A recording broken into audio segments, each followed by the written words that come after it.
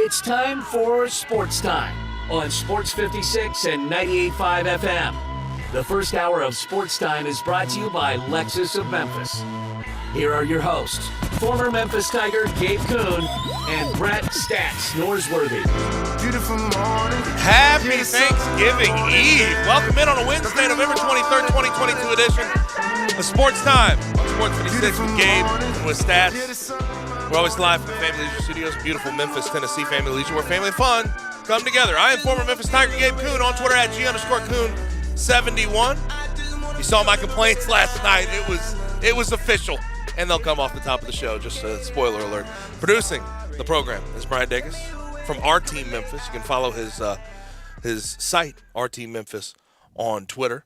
And you can follow him on Twitter at Brian_Dacus. Brian, how are you, man? You doing well? I don't know what's going on over here. If you're watching on YouTube, Twitch, Twitter, whatever you watch, I've been battling with wires and cords, but I think I'm settled now. Okay. I think everything's under control. Okay, good. I'm glad to hear it. But it was hectic in here for a couple seconds. Well, if you're dealing with hectic stuff, I mean, we're the ones who are supposed to. I'm supposed to make sure y'all aren't hectic, Yeah, so exactly. I got to get control over here. Well, you got it. You figured it out. And my partner does pre and post for the Ole Miss Football Radio Network. He is Brett Stats Norsworthy on Twitter at Brett Norsworthy in Oxford right now. Brett, how are you?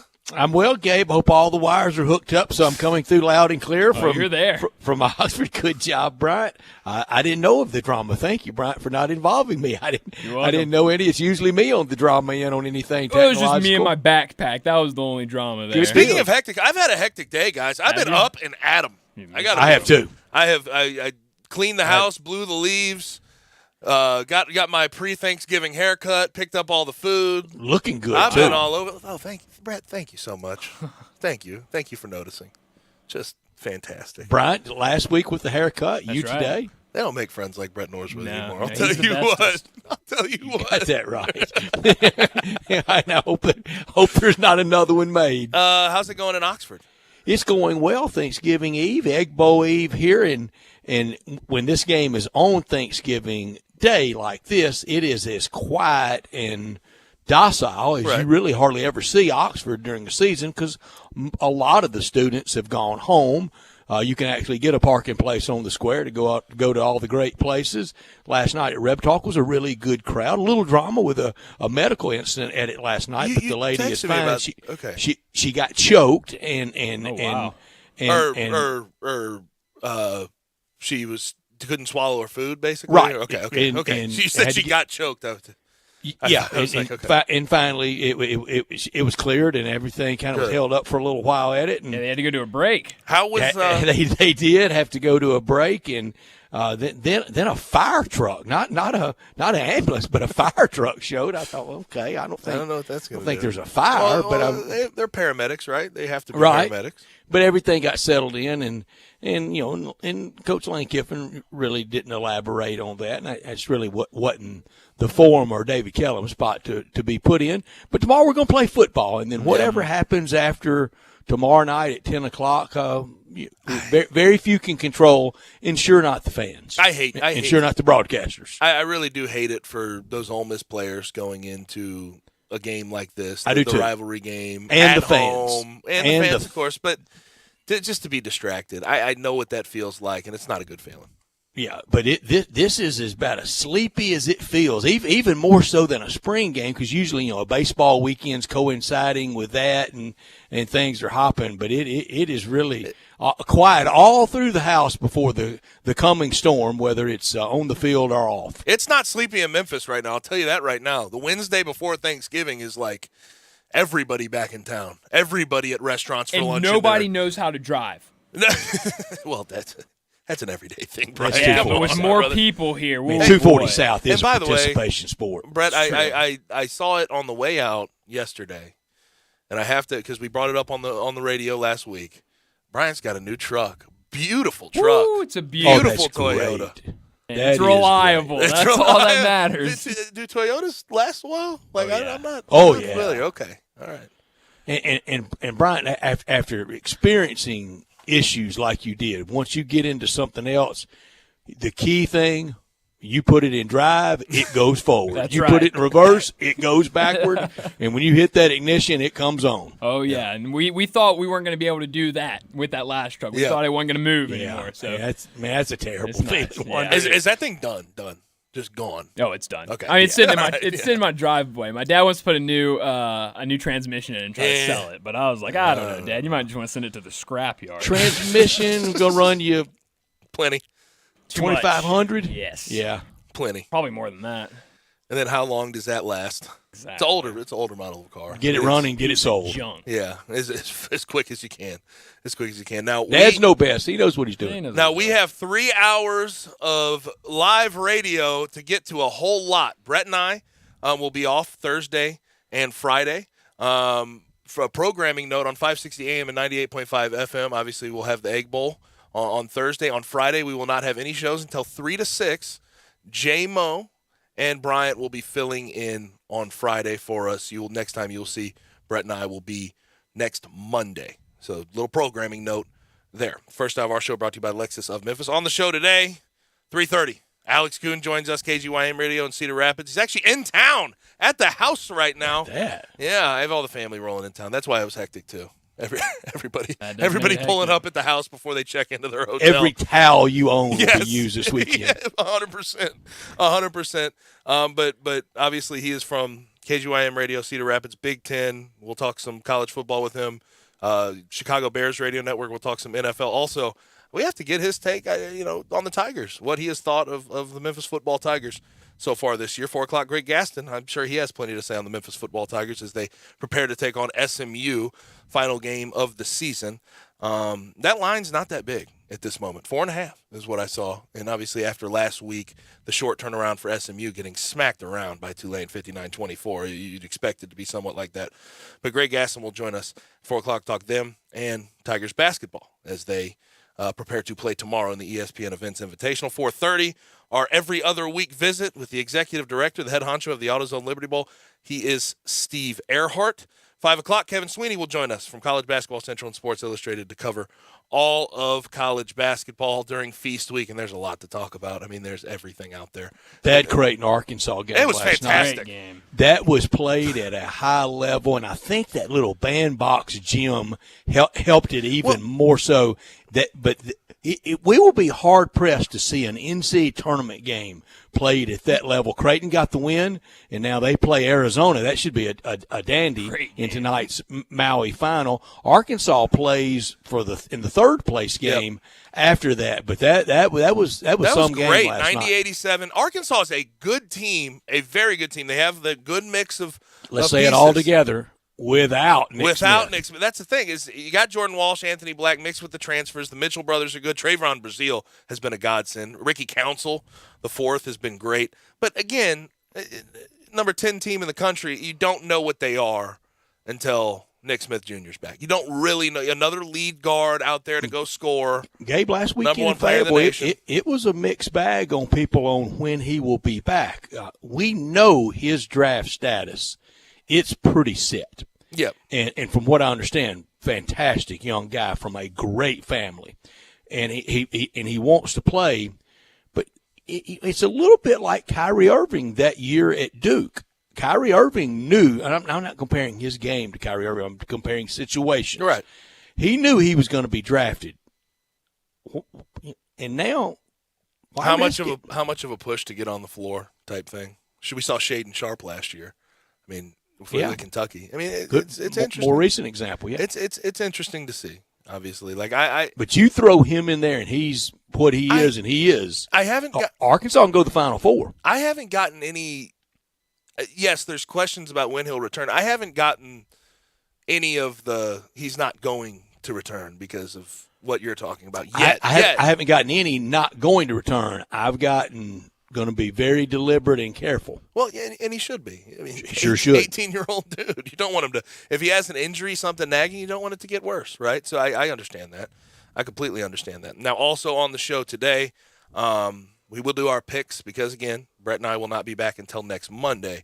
So we know it's not Friday, but we'll do Friday football forecast. First National Bank and Trust Friday football forecast. Hey, no chicanery either Friday. Y'all can't go change picks Friday at 5:30. Oh, no, we won't. I think we'll be all right. Are we getting Jay involved? Me and Jay, we'll just spend a whole segment fixing all of my picks to make sure that they're all right.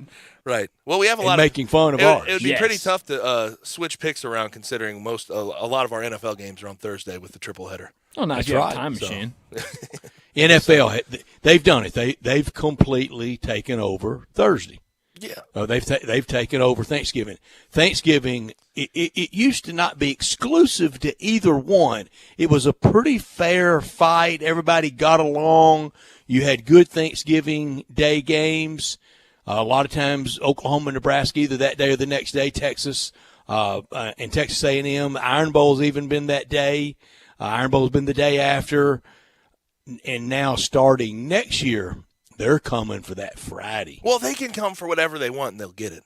Right? Sure like, that's the thing. If they wanted Saturday, and I think there's it's caught up in court. If they wanted the baseball all-star game night, they could come get it. It's caught up in court, and they do get Saturday during the playoffs. They own Saturday. There's no question about it, and Sunday. But I think there's like some type of antitrust exemption where there's a certain date where they can finally do Saturday games. That's why they do the Saturday games in the playoffs. That is correct. Which is, I mean, and we start Saturday play here in about 3 Saturdays. Wouldn't you think it's just okay? They're trying to give college football their day. No, they're not.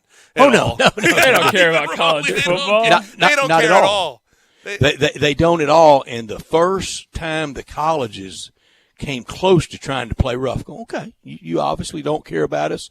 You're stealing everything from us. That's the end of credentialing scouts. You would get crushed in recruiting. Yep. So you can't fight back. All right, my college football playoff complaints. Are we ready, Brett? I am. Do you ready. have any complaints? I have none. Off the top, I'm going to say, just generally speaking, LSU at 5 continues to bother me.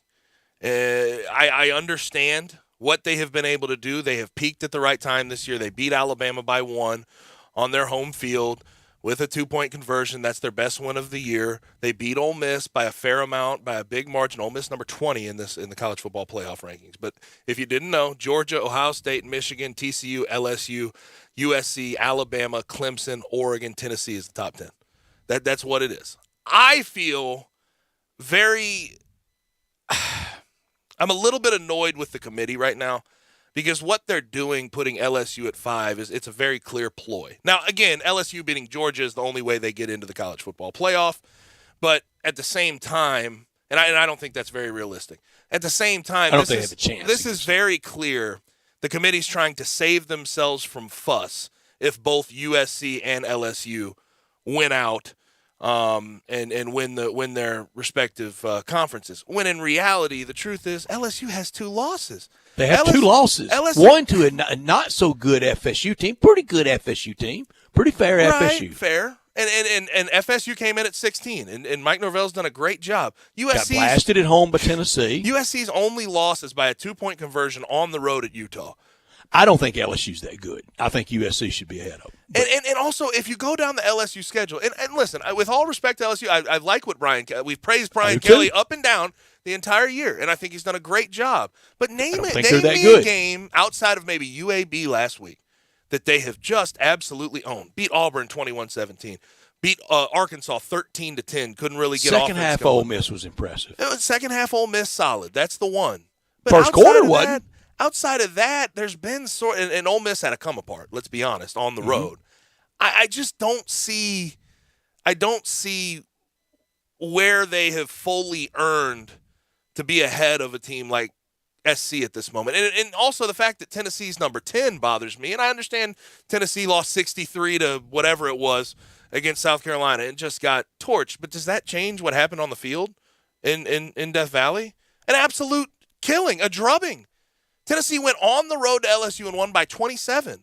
Just because they lost to South Carolina, that doesn't change what happened on the playing field. At Tiger Stadium, regardless of the kickoff time. So there's just things about how they go about this that bother me. Georgia's going to beat them. That'll be the end of LSU. They'll go to the Sugar Bowl and sell 60,000 seats and stay drunk for 5 days and enjoy it. And they should. It's been a great year. But also, if you just look into the USC versus LSU debate, USC 2 ranked wins. LSU, guess what? 2 ranked wins. I mean, what are we doing? And I understand people and say, well, one less loss. Exactly, that's another big thing. But the object of the sport. What people will say to you, and I agree with this, although I'll bring up a number that'll trip some people out. What people will say is, oh, well, the SEC is just stronger. Dealing with the SEC for 8 games a year, I mean, that's tough. I don't know that it's that good this year. It's good. Let me get to this. If you were to guess right now, what conference in the country has the most teams represented in the college football playoff ranking this week?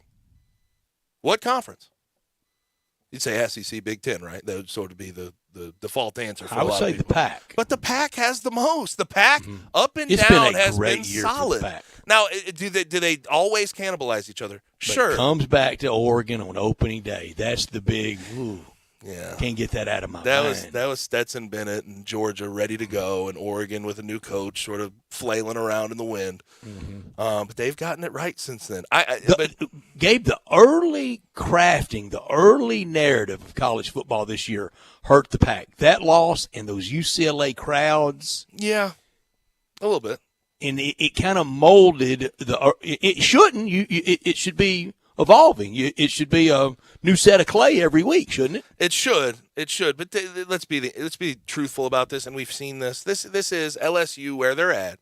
It's SEC bias, and I'm not saying that I'm not used to it. I'm not saying it's something that usually bothers me as much as it does. A lot right of times this second, warranted, but it's the truth of the matter. But in this case, I don't think so.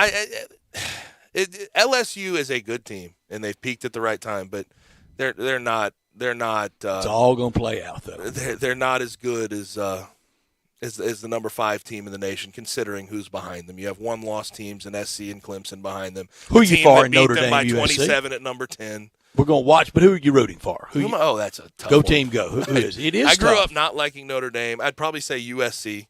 Because I also like to see representation in the college football playoff, and beating Notre Dame, they have to go do that, USC, if they want to continue to be considered. I just really want someday something or someone to love me like any voting panel has loved Utah this year. Yep. It's almost like they didn't want to believe what they saw opening weekend, and they went to Florida to the Swamp and got beat by a really average Florida team. They did. But, man, the CFP likes them, and the AP just loves them. Well, yeah, Utah is I said it before the year. I liked Utah in the Pac, and I thought that they would have a very good chance to win. They're obviously not going to win it this year. But they're a type of team, and this is sort of an abstract thought. They're the type of team that I'd rather see under the radar.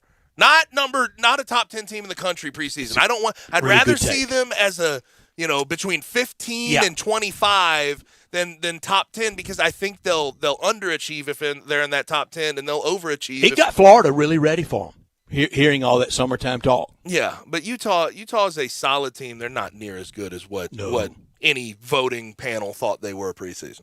No. This hour of our show brought to you every day by our title sponsor of this hour. That's Lexus of Memphis, the one and only Lexus dealership in town at 2600 Ridgeway and online at lexusofmemphis.com. Call them at 901-334-9673. Happy Thanksgiving, happy holidays from everyone at Lexus of Memphis to you. Great offers on the remaining 2022 models. 2023s have taken over, and always special leasing options. Drive in luxury and confidence knowing that every new Lexus comes with complimentary first and second maintenance services. Stop by Lexus of Memphis at 2600 Ridgeway and put yourself in the driver's seat of the all-new 2022 flagship LS 500 or the 23, and you'll be looking and driving in style. When you purchase a Lexus, you get top-of-the-line engineering and design that makes for the luxury driving experience. Online at lexusofmemphis.com. Experience amazing at Lexus of Memphis. Top story of the day. No, Lexus of Memphis wishes you a happy Thanksgiving, but I know that we wish you a happy Thanksgiving as well, and it'll be an unreal sports Thanksgiving. Let's be honest about the situation. Tomorrow, I'm going to keep this short and sweet, but tomorrow you're going to have 3 NFL games. You're going to be able to enjoy those, and from start to finish tomorrow, you're going to enjoy Bills at Lions. People can talk about the Lions and what they are as a football team and how bad that franchise is, but give them something. Well, and by the way, cue on Twitter all the people saying, why do we have to watch the Lions on Thanksgiving? Can't it's Detroit their day. have Let them one have damn thing? But Bills versus Lions, and the Lions have been playing pretty well lately. Lions have been playing good ball. Giants at Cowboys, NFC East on the line tomorrow. Patriots at Vikings in the 7:20 game, so that will be fun. We're also going to have the Egg Bowl. Brett will be on hand dealing with that. Unfortunately, I think there's going to be part of the Egg Bowl a little bit marred in the controversy of Lane Kiffin potentially to Auburn, but it should be a very good game as it normally is. Both sides will be hyped up. And then college basketball feast week continues. We get Tigers versus Seton Hall and the ESPN Events Invitational. And then, heck, we have a top 25 matchup tomorrow. Bama versus Michigan State, early crossover, Big Ten versus SEC. I mean, tomorrow's going to be one of the better. Mel Tucker versus Nick Saban on Thanksgiving? Yeah, sure. But tomorrow's going to be one of the better sports watching days. I love the vibe of Thanksgiving. In the near future. It will be a great day. My top story, my favorite weekend of the year in college football, rivalries, egg, iron, old-fashioned hate, the game, civil wars, axes, buckets, bragging rights for the next years. A lot of time, a big fat lip on tomorrow's day. Sometimes there's a swing taken at a person or two. Everybody keep it calm in the Grove, and have fun with it. South Carolina can make it interesting tomorrow, or on Saturday rather, and really finish off Clemson. Yep. If they beat Clemson, if they upset Clemson, it doesn't not only finish off Clemson for this year and finish off the ACC for this year, kind of finishes off the Dabo era, the Dabo run. I don't know if he can kind of relive this again in the future. Mizzou can try to make things interesting and get bowl eligible. 3 straight eggs potentially for Ole Miss, 3 straight Iron Bowl wins potentially for Alabama. And the stakes at the Horseshoe on the banks of the Ole Intangi on Saturday speak for themselves. Jim Harbaugh versus Ryan Day. This is the weekend that made college football famous. Not top story of the day. All right, but seriously, Big Ten, what trophies are we playing for this weekend? I got to know. Old Oak and Bucket. Old Oak and Bucket, yes. What's that? Which one is that? Purdue, Indiana. Okay, in-state. The game, Ohio Paul State. Bunyan's Minnesota, Wisconsin, right? Paul Bunyan's yes, Axe. that's Friday afternoon. Okay, we got Paul Bunyan's Axe. Axe. What's Michigan State, Penn State? Is it one? I don't think so. I don't think that's one. Illinois Northwestern has to be something. When do they It's play an Illinois for rivalry? the pig, Floyd of whoever? Floyd of Rosedale. That's Iowa versus Minnesota, or Iowa versus Wisconsin, one of the two. Does Iowa and Nebraska play for anything Friday? No, Nebraska hadn't been in the conference long enough to. There's a lot of warrant trophies that. in that There's league. a lot of trophies. I love the Old Oak and Bucket. Brian, do me a favor. Look up Illinois Northwestern for me, please. Oh, I'm trying to look up all the trophies. Northwestern and Illinois has to be something, that the state of Illinois rivalry. But we'll see. But my not-top story of the day has to do with the NBA, has to do with the Grizzlies. Grizzlies dropped to 10-8 versus Sacramento, and they lose 113-109. That Sacramento team is a good basketball team when they're clicking on all cylinders. They won 7 in a row. It's nothing to be fully ashamed of. But considering you don't have Desmond Bane, there's some things looking forward. You just have to weather the storm. Ja was back like he never left. 34, 7, and 6 look great, but you look at the Grizzlies shooting numbers, 8 for 30 from the three-point line. That's 26%. They need Desmond Bane back in the lineup. You need a more reliable second creator outside of Dylan and Tyus. And I love both of those guys. Tyus is a really good bench creator, and he's a really good assist to turnover. The offense doesn't necessarily get generated from him in scoring points. Dylan, with respect to Dylan, he works hard. He created a lot of havoc at the end of that game to go get the ball back for the Grizzlies to make that game close. But it's night to night. You don't know what you're going to get out of him. You just don't know if the shots are going to fall. You need Des back. And now this is what it feels like. If you're a Grizzlies fan, if you're on that Grizzlies team, you wait till Desmond Bane is ready to go. That is what the situation is. Then you can start clicking on all cylinders. But until that happens, this Grizzlies team's going to have to stay afloat. Yeah, it is. My not top story.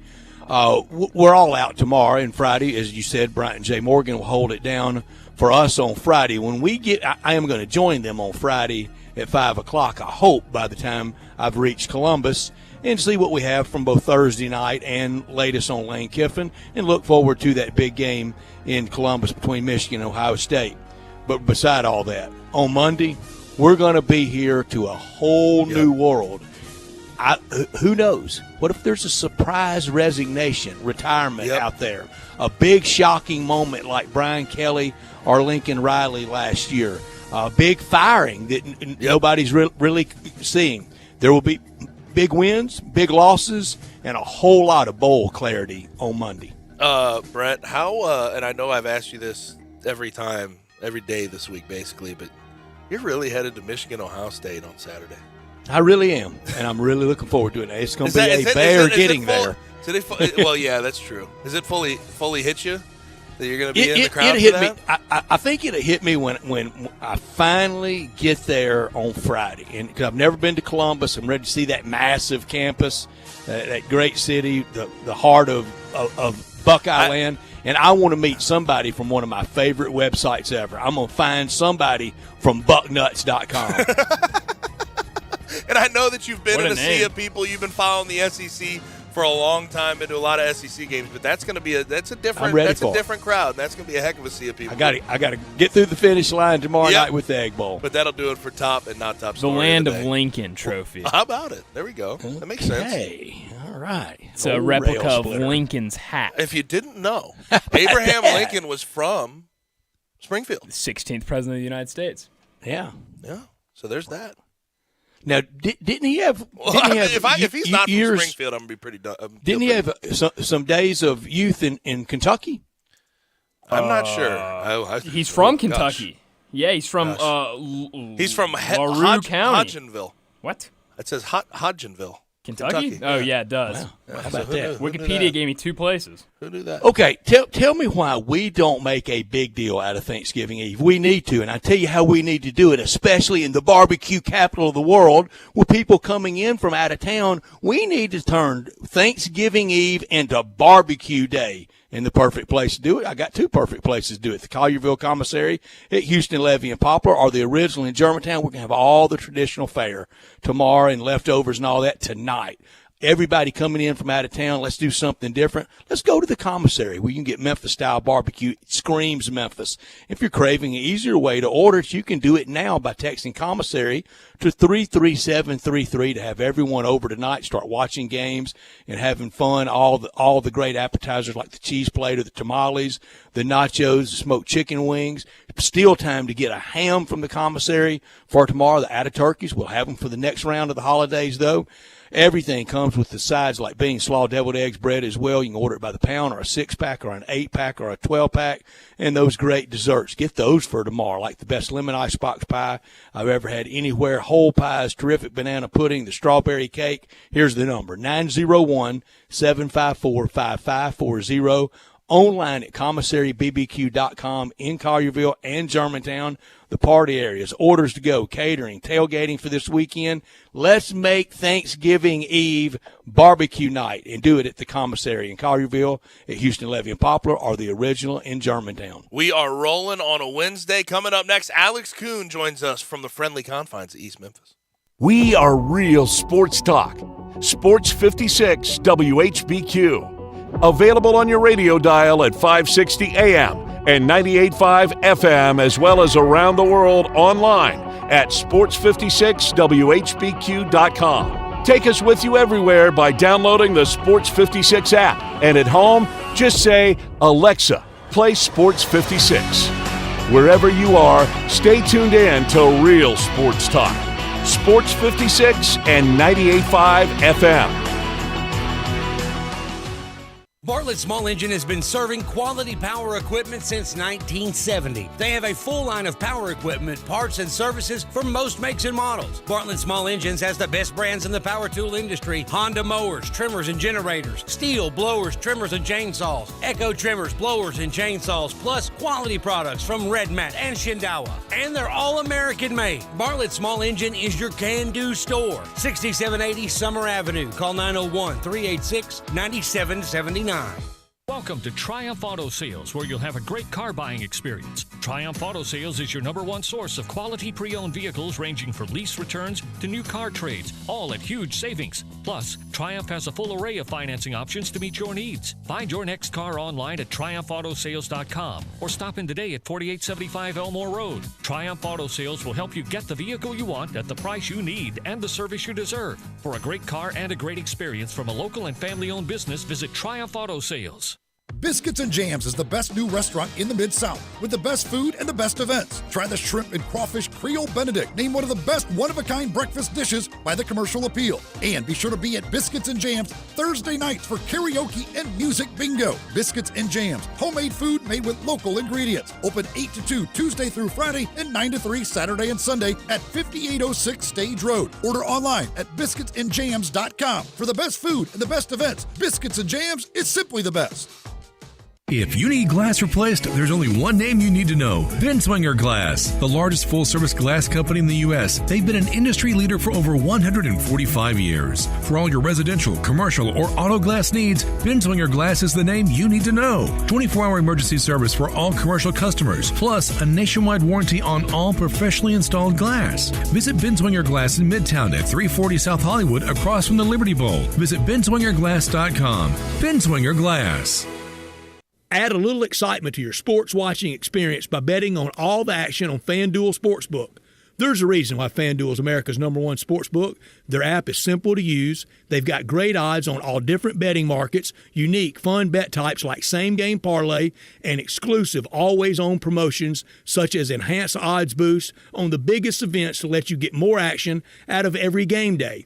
And if you win, they even get you your winnings safely in as little as 24 hours. If you've never tried FanDuel Sportsbook, what are you waiting for? Download the FanDuel Sportsbook app to get started and be sure to sign up with promo code CASH so they know I sent you. That's FanDuel Sportsbook, promo code CASH. Must be 21 and older and present in Tennessee. First online real money wager only. $10 first deposit required. Bonus issued is non-withdrawable site credit that expires 14 days after receipt. Restrictions apply. See full terms at sportsbook.fanduel.com. Gambling problem? Call the Tennessee Red Line at 1-800-889-9789. Buying a home? Rocket Mortgage will cover 1% of your rate for the first year at no cost to you with Inflation Buster. That's more road trips, more front row seats. Plus, if rates drop within 3 years of your home purchase, you'll get exclusive savings when you refinance with Rate Drop Advantage. Save when you buy today and refinance tomorrow. Call 833-7ROCKET today or visit inflationbuster.com to start saving. For fees, covered rate, like date requirements, and other terms and conditions, visit inflationbuster.com. Call 1-833-7ROCKET. Equal housing lender license in all 50 states. NMLSconsumeraccess.org, number 3030. Ole Miss Rebel Yell is back. The Rebel Yell Hotline Radio Show is back on WHBQ Sports 56 and 98.5 FM. Every Monday night at 6, hear the latest news on your Ole Miss Rebels with Yancey Porter with 24/7 Sports, former Ole Miss defensive tackle Mike Fitzsimmons, Gordon Ford covering SEC Sports Call, and former Ole Miss baseball announcer Gary Darby. From kickoff to free throw to extra innings, your Ole Miss Sports on the Rebel Yell Hotline Show, right here Monday night at 6 on Sports 56, 560 AM and 98.5 FM, your Mid-South sports station.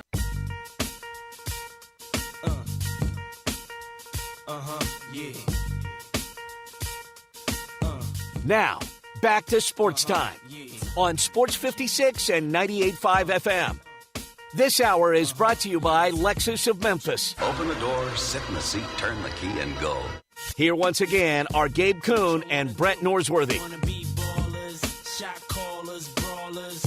Back rolling on Sports Time with Gabe and Stats. I'm Gabe. He's Stats. Before we bring on Alex Kuhn momentarily, got to tell you about a place to visit this weekend, whether you're with family, with friends.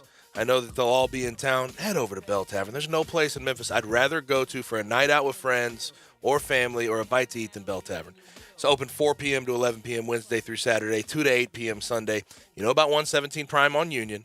All you do is walk through the dining room. You access the best bar in Memphis. It's that simple. It's a perfect place to start your night with a gourmet bite to eat and end your night with the coldest beer in town, truly the coldest beer in town, and a craft cocktail that you can only find in Barbaro Alley tucked in between 2nd and Main. It's not going to be that live, crazy, loud ambiance. You go in there, it's lit up, but at the same time, they serve you those craft drinks, and you can just calm down and enjoy yourself, watch a little bit of sports. For information daily, call this number, 901-249-6580. Again, that's 901-249-6580, or go to their website, belltavern.com. It is Bell Tavern. Brett, Alex and I were talking about this earlier. Did you see the story about Tom Brady and Giselle?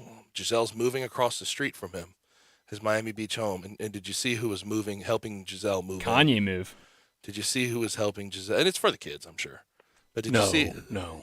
Who? The jiu-jitsu coach was helping No, remove it. no. That's tough. The toughest of scenes. Alex Kuhn joins us now. Alex. Co-host the Todd Bromwell Camp Show with Alex Kuhn, KGY Radio. Always a jiu-jitsu and instructor. WBBM News Radio. On Twitter at AlexKuhn523. Alex, the jiu-jitsu instructor, strikes again, man. They always do, I can't Alex. believe it. This is tough scene. This is like a B-rate Adam Sandler movie playing out in front of us, in front of our eyes. Except it's always worse than the tennis pro at the club. It somehow involves the greatest quarterback of all time and a supermodel. His name, by the way, the instructor's name is Joaquim Valente. Joaquim Valente. Stage name? No, that's it. That's the name. That's his name. All right, Alex, you're over there in East Memphis, and we haven't really caught up on Memphis football really all year. I want to start there. What have your thoughts been? First of all, Alex, just raid the refrigerator. Oh, Drink everything under the roof. He's got it. He already handled that. He figured it out. We're going to do a lot of dishes on Sunday, Your Brett. I'll tell you leftovers that. from last night. Your leftovers from last night, they're gone. Okay, great. They're no longer left over. They mysteriously disappeared. I don't know what happened to them. But no, this season it's wow. It's been frustrating that this team hasn't been able to finish games the way that they hoped to, and that's really all there is to it when we're talking about Memphis football and Ryan Silverfield. And I know there's a lot of noise out there about what's the future of this program and is he the guy moving forward? They're bowl eligible again, so I think barring some sort of unforeseen circumstances, he's likely to be back next year. But the thing is, it's simple yet complicated as far as the fixes. Mm-hmm. It's simple that they have the players right now to win games in the AAC. I don't think there's any question about that. Especially the new AAC. Yeah, the new AAC. It is without UCF and Houston and Cincinnati. It's going to look a lot different. But even so, there's no excuse for that loss to Houston. They were better than Houston for Played 3.5 quarters of that game. Played very well, but couldn't finish. A very inexplicable, inexcusable loss there. And then the one at ECU, they have had stretches to keep themselves in that game. They played well offensively, but in crucial moments and situational moments, they just did not make the play. They should have beaten ECU. They should have beaten Houston. They had every chance to beat UCF. So to me, it's all about getting better in situational football. Mm-hmm.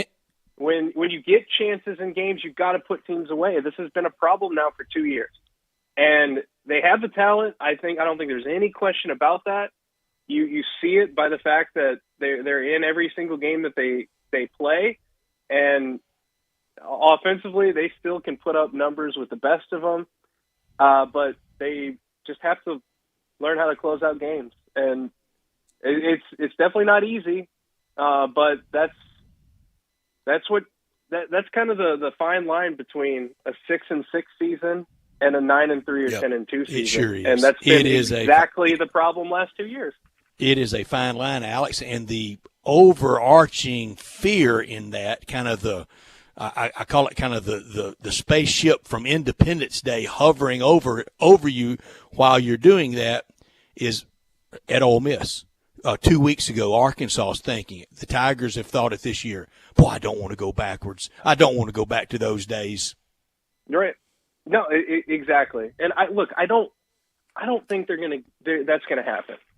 There is still I think that a recipe has been found at the University of Memphis as far as football is concerned. That I know a lot of people are concerned. Oh, well, they're going to go back to the way the program was before Justin Fuente arrived, where they were winning 1 or 2 games a year. I don't see that. I think that recruiting base wise, it is players want to come to play at Memphis. Mm-hmm. You're still seeing plenty of recruits in this region in the South here going to play at Memphis, and whether it's Silverfield or not, it's going to get done. Players are still going to want to come to Memphis. I think that, especially in the new AAC, they have every advantage, and the recent history of putting players in the NFL and producing high level offensive talent is going to stick with them. I want to see it be Ryan Silverfield. I think he can do it. I think that right now you look at the talent that is there. It's plenty good enough to win in the AAC. It's just about executing in critical moments, and they got to get the special teams more consistent. The defense is a constant work in progress. Not saying that it's great, and I'm not even saying that the offensive talent is as good as it used to be. There's no Tony Pollard or Antonio Gibson or Kenny Gainwell on this roster, but still, even despite that, they still have plenty of firepower to win in the AAC. And that's why next year I think is going to be a very critical year. Huge. And it would be nice for this program and for Ryan Silverfield to get this victory over SMU, win a bowl game. You go in the off season at 8-5 and springboard yourself into next season, where hopefully you get some of those things fixed. And then you get into the offseason, you just have to address these things. What do we need to do better? You need to run the ball. You need to play defense better. Is our leadership tough self-scout, Gabe? Real assessment. Reassess. And also, I think there comes a time, especially for Ryan Silverfield, in those meetings, for him looking at, and obviously he made some switches to the staff last year, and that was sort of necessitated by guys leaving. You need to look at the leadership you have in there. Is it good enough? That's the truth of the matter. Because there are times when your sort of back is up against the wall where you have to make those tough decisions, even with some of the coaches around you. Can they get the job done that you brought them to do? And we'll see what the decisions are in the offseason. Yeah, and the running the football thing. I didn't get to that. That's got to get better. Yes. It's just like I know that people think of your teams, Gabe, and the teams right after you guys, the one that got to the Cotton Bowl is it was airing it out. No, it was not. The amount of, I mean, obviously the receipts are there with how many running backs are in the NFL, but the way that Mike Norvell came to Memphis and sort of evolved the offense into becoming a more consistent power running offense. I've said this multiple times. Took the program from made the difference. 9 to 10 wins, 8, 9, 10 wins a year to that next level. Yep. And finally getting to the Cotton Bowl. So the explosive running plays, when you don't realize how good you got it until it's gone, until you aren't rushing for 150, 200 yards a game, and you're putting a lot more pressure on your quarterback that way. So the running game, I think, is still the main thing.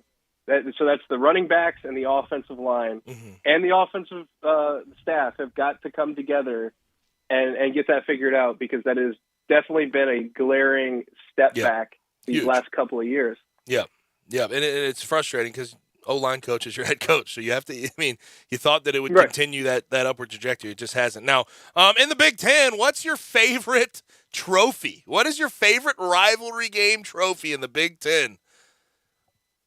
Old Oak and Bucket? It is, no. Floyd. And by the way, it's Iowa and either Minnesota or Wisconsin is what we came up with. Minnesota. That's what it is. Minnesota, yeah. Because it's a pig, right? They had to trade the pig. I like that axe. Man, fella swinging an axe around with a football uniform on. You better be careful of. The axe is a good one. Now, the Heartland. And you got to think through the years they've loaded that bucket up with alcohol, too, and taken some swigs out of it. You mentioned the Iowa-Wisconsin, which is the Heartland Trophy, which is, okay, I may be angering. If there are any farmers out there listening, I apologize. But I need to get. We don't have as many in our audience as you do. I know, I'll say that. Mad, but there's a difference between a bull, a steer, and a cow. When that trophy was first introduced, it had a certain anatomy, but then it was the people deciding that were like, no, we can't have that. They took away the anatomy? Yep, they took away the anatomy. So they took the anatomy off, and now with that axe. It's a spear, right? with the axe. After taking some swigs on that jug. Yeah, I believe it was a bull, and now it's a steer. Okay, well, all right. What a sad story. In the Floyd of Rosedale, whoever won the game got a big old pig, right?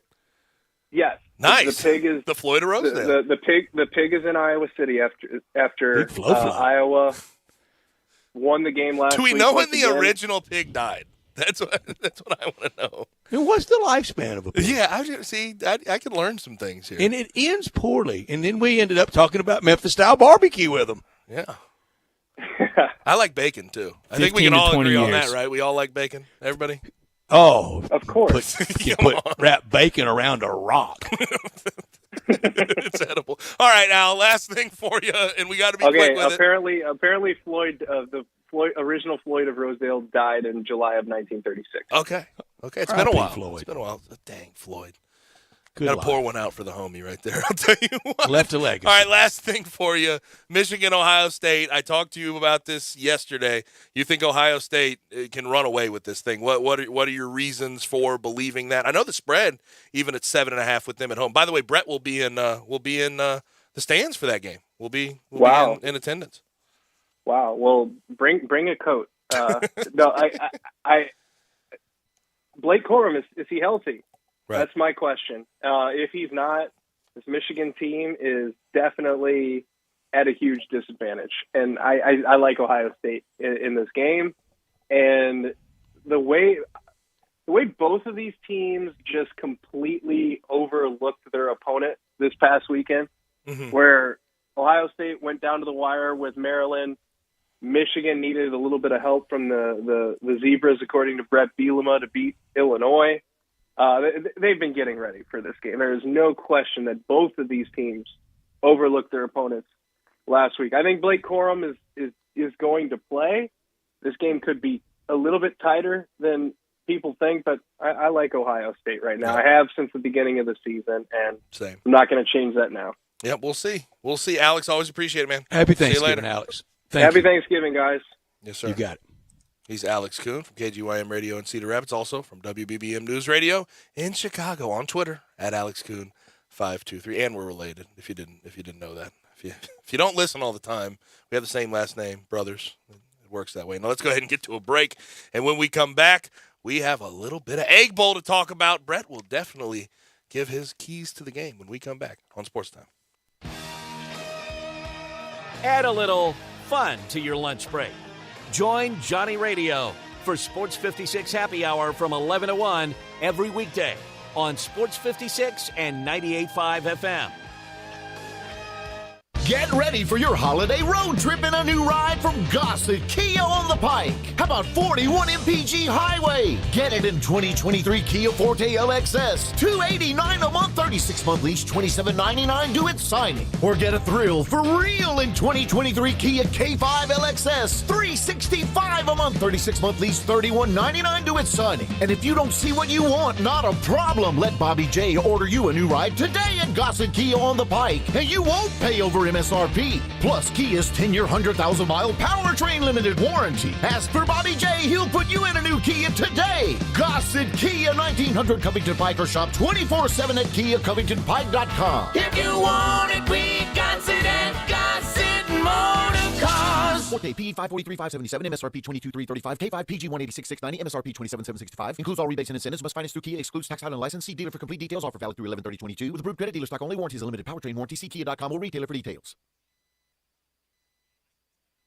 There's an institution in East Memphis that I love talking about. It's the Spirit Shop at 4848 Poplar Avenue, right down the street from Clark Tower, and it looks like a log cabin. It's been around Memphis since 1969 with a family-owned, friendly, knowledgeable sales staff that is just a wonderful place to go. I love going in and talking wine or bourbons, and they've got such great selection. So if you've not visited the Spirit Shop in a while, it's been remodeled. You'll love what you see when you need spirits. Tell Eddie Wollo said hello. Brian Elder's Roofing Solutions. I'm Brian Elder. Depending on how long you've been around, you've likely known my name for 30 years. Perhaps for my 20 years as the morning show on Kix 106 as the Young and Elder Show, or my 15 years at Brian Elder Roofing. So obviously, my reputation means everything to me. One terrible customer experience could tarnish a third of a century of goodwill.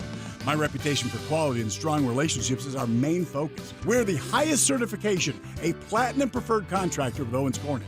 If you have a business or a commercial building, we're the highest certification for warranties with GAF and Mulehide products. We don't come at you in sales mode. If you got a problem, sometimes the solution is just to fix the problem. Call me right now. I'll come out and see you today. 867-0303 or BrianElderRoofing.com. Call 867-0303. Brian Elder's Roofing Solutions. Looking for a bar with it all? Pimento's Burgers Bar and Grill. Pimento's makes football your fantasy with 17 TVs and $2 draft beers during the game, Monday, Thursday, Saturday, and Sunday. And you know I love a great happy hour. At Pimento's, $4 house cocktails, Monday through Friday, 3 to 7. Yes, $4 house cocktails. Try one of their signature drinks like the JJ Spicy Margarita or the Tennessee Sunset. How about a Memphis Mudslide? Or be a kid again with the Adventure River Rum Punch. Hungry? Try a fan favorite, Bacon Pimento Cheeseburger. Or be like me and try them all. The Mushroom Extravaganza, Sweet Heat, and the Dirty, Mean, and Nasty. Need I say more? Well, yes, because there's so much more than just pimento cheese. Sliders, salads, quesadillas, 10 different appetizers. Just don't forget about dessert. 2 great locations, 6450 Poplar Avenue in East Memphis, and in Collierville, 3751 South Houston Levee Road. A bar with it all, Pimento's Burgers Bar and Grill. So much more than pimento cheese. This holiday season, tee it up at Edwin Watts Golf Shops for the hottest gifts from TaylorMade and Bushnell. Featuring the TaylorMade Stealth Carbon Woods with 60 layers of carbon for faster ball speeds. And while you're there, grab a dozen TP5 golf balls. And from Bushnell, save up to $75 on the Tour V5 and Tour V5 Shift rangefinders. There's also gift cards for those favorite golfers on your list. Don't miss these holiday gifts and more happening now at Edwin Watts Golf Shops, home of the 90-day satisfaction guarantee. It's the year-end sales event at Gossett Mitsubishi, and have we got a deal for you? Get power, safety, and bold style with 2022 Mitsubishi Outlander Sport, $329 a month or $25,345. And take your pick at Gossett Mitsubishi, 2023 Mitsubishi Outlander or 2023 Eclipse Cross. We Gossett at $379 a month, or you'll find 1.9 for 36 months available. And if you're looking for peace of mind in your new ride, get a 10-year, 100,000-mile powertrain limited warranty. Shop Gossett Mitsubishi, 1870 Covington Pike, or shop online anytime at memphismitsubishi.com. If you want it, we got it at Gossett Motor Cars. Sport 75 months at 5.44 APR. Outlander and Eclipse 72 months at 4.90. All 500 military rebates. Sport NU 020 537. MSRP 26095. Outlander PC 009630. MSRP 296. Eclipse PC 006400. MSRP 28785. Includes all rebates and incentives. Excludes tax, title, and license with approved credit. See dealer for complete details. Offer valid through 11/30/22. Dealer stock only.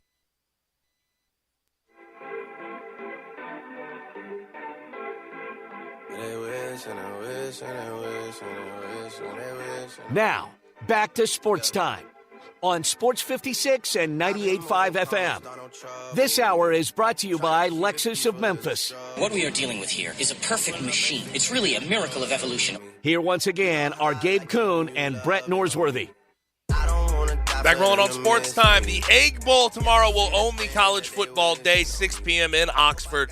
7-4 Mississippi State traveling to 8-3 Ole Miss. Ole Miss dropped the last 2, including last week in pretty tough fashion against Arkansas. And Mississippi State coming into this game has won 2 of their last 4. They've lost to Alabama and Georgia in that stretch and beat Auburn in overtime. Outside of avoiding distractions, Brett, because I think that's at the forefront of what Ole Miss needs to make sure happens to be able to win this game. What are the keys for Ole Miss to be able to get over top? They got to get to Will Rogers. They've got to get to the quarterback, because if you leave him time back there, he always finds that secondary and tertiary and can scramble receiver, and he's great in that scramble mode. And it's really going to be Will Rogers. This is his time in the Egg Bowl. Kind of waited your turn. He 2 years ago had a ball in the air at the buzzer, could have won, but it was Matt Corral. Last year was Matt Corral. This is Will Rogers, Mississippi State moment, and I think Mike Leach really needs the game. Now, Gabe, would the Pirate forego what he has done in his entire career and come out and run the ball? Because everybody has run the ball against Ole Miss this year. He's been doing it a little bit this year. He won't, though. He's not going to rely on it. It will be in Will Rogers' hands a lot of the time. Now, all right, even about, maybe not primary, but even a 55-45 split, 55% pass, 45 run. That's not something that we ever see him do. That's just not what he does. But why wouldn't you with that three-man front and secondary playing so deep? I mean, the running lanes at Arkansas, Rocket Sanders just gashed Ole Miss every play. You know my thought on this. When it comes to talking about Mike Leach, I always think if he would have just, especially in the red zone situations, if he would just put down his thought process for a second and run the ball. He's got the guys up front to do it. I think Jo'quavious Marks is a good back, right? Like, I think he could go do it. He just doesn't. And he's done it a little bit more this year, and it's just when they do, it's a quick inside zone, get vertical, see what you can make happen, but they just have not done it. They just don't do it consistently enough to really make it a massive part of their game plan offensively. Ole Miss is going to be interesting. Zach Arnett, we know about these defenses. They're very, very sturdy. That's the truth of the matter. They did a good job against Georgia stopping the run. Good job against Alabama stopping the run. Kentucky, not so much. Alabama at 29 yards rushing. The one thing I noticed, though, and they still won 36. The one thing I notice about this Mississippi State team, though, they struggle with the quarterback run. This is where Lane Kiffin, you sort of decide, you see, okay, is this game plan going to be good? Is it going to be fantastic, or is he thinking about the future? This is going to be a big test for him because you look at this quarterback running game that Mississippi State has allowed this year. They've had three sort of chances against running quarterbacks, guys that like to tuck it and run. Jaden Daniels, 100-yard game. Malik Hornsby against Arkansas, 100-yard game. Robbie Ashford against Auburn, 100-yard game. Can Jackson Dart be a X factor in this game offensively for Lane Kiffin and that offense? And no game next week. I mean, you can spend a lot of time getting well. And you know what I always say when it comes to you can't look forward. Empty the clip. Empty the clip. Let's see that. Let's see the offensive game plan that we're used to with Lane Kiffin. Don't leave anything out there. Let's see it. Let's see it. It's going to be fun, though. Tomorrow, 6 p.m. in Oxford, Vaught Hemingway. Hour 2 on the way. We have a lot more college football to talk about, a little Grizzlies to talk about, but coming up next, Greg Gasson joins us to talk some Tigers.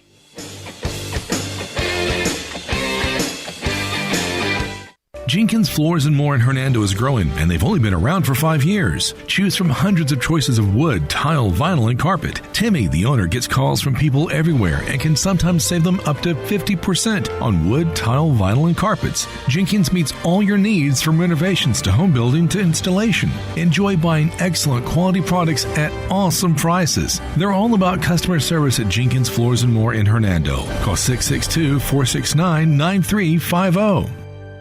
It's gotten colder outside, and the folks at Family Leisure want you to relax at home in your new massage chair or catch a game in your new home theater set. The Relax at Home sale is going on right now at Family Leisure with great deals on pool tables or shuffleboards, or enjoy a game with all your friends and your family. Also on sale now, saunas, hot tubs, patio furniture. It's the Relax at Home sale. Come by Family Leisure, I-40 and Whidden Road. That's where you'll relax at home. I got to tell you, man, I was worried. Worried about what? Since I'm the Central Barbecue spokesperson. We're really the spokespeople. As a Central Barbecue spokesperson, I was letting people down because the Central Barbecue location on Central is closed for renovation. There are only 3 locations for people to get Central Barbecue. I think people can get by with 3 locations. No one cares what you think. Like I said, I was worried, but the people at Central Barbecue have solved the problem. That didn't exist. They've parked the Central Barbecue food truck at the Central Barbecue Central Avenue location. Everything is right with the world. Everything was already fine. I'll be the one that makes that decision.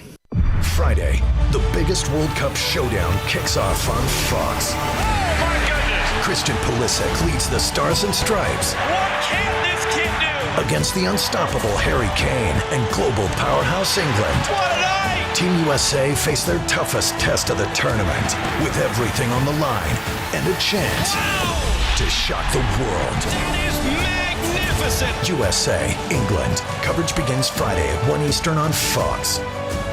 Let's say you need a new car, so you go to a dealer, right?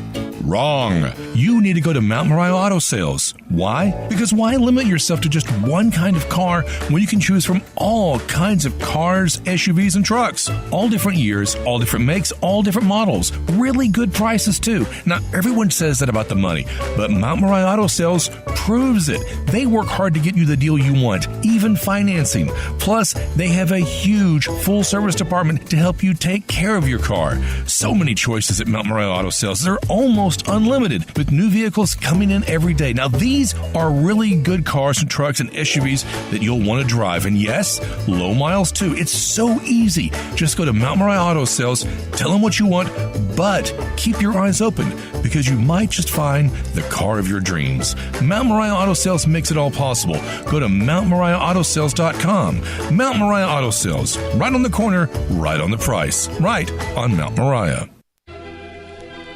We are Sports 56, WHBQ Memphis, and W253 DF Memphis. Flynn Broadcasting Stations. Oh, yeah. Now, back to Sports Time on Sports 56 and 98.5 FM. This hour is brought to you by the Big Green Egg. Oh, nothing but the best. Here once again are Gabe Kuhn and Brett Norsworthy.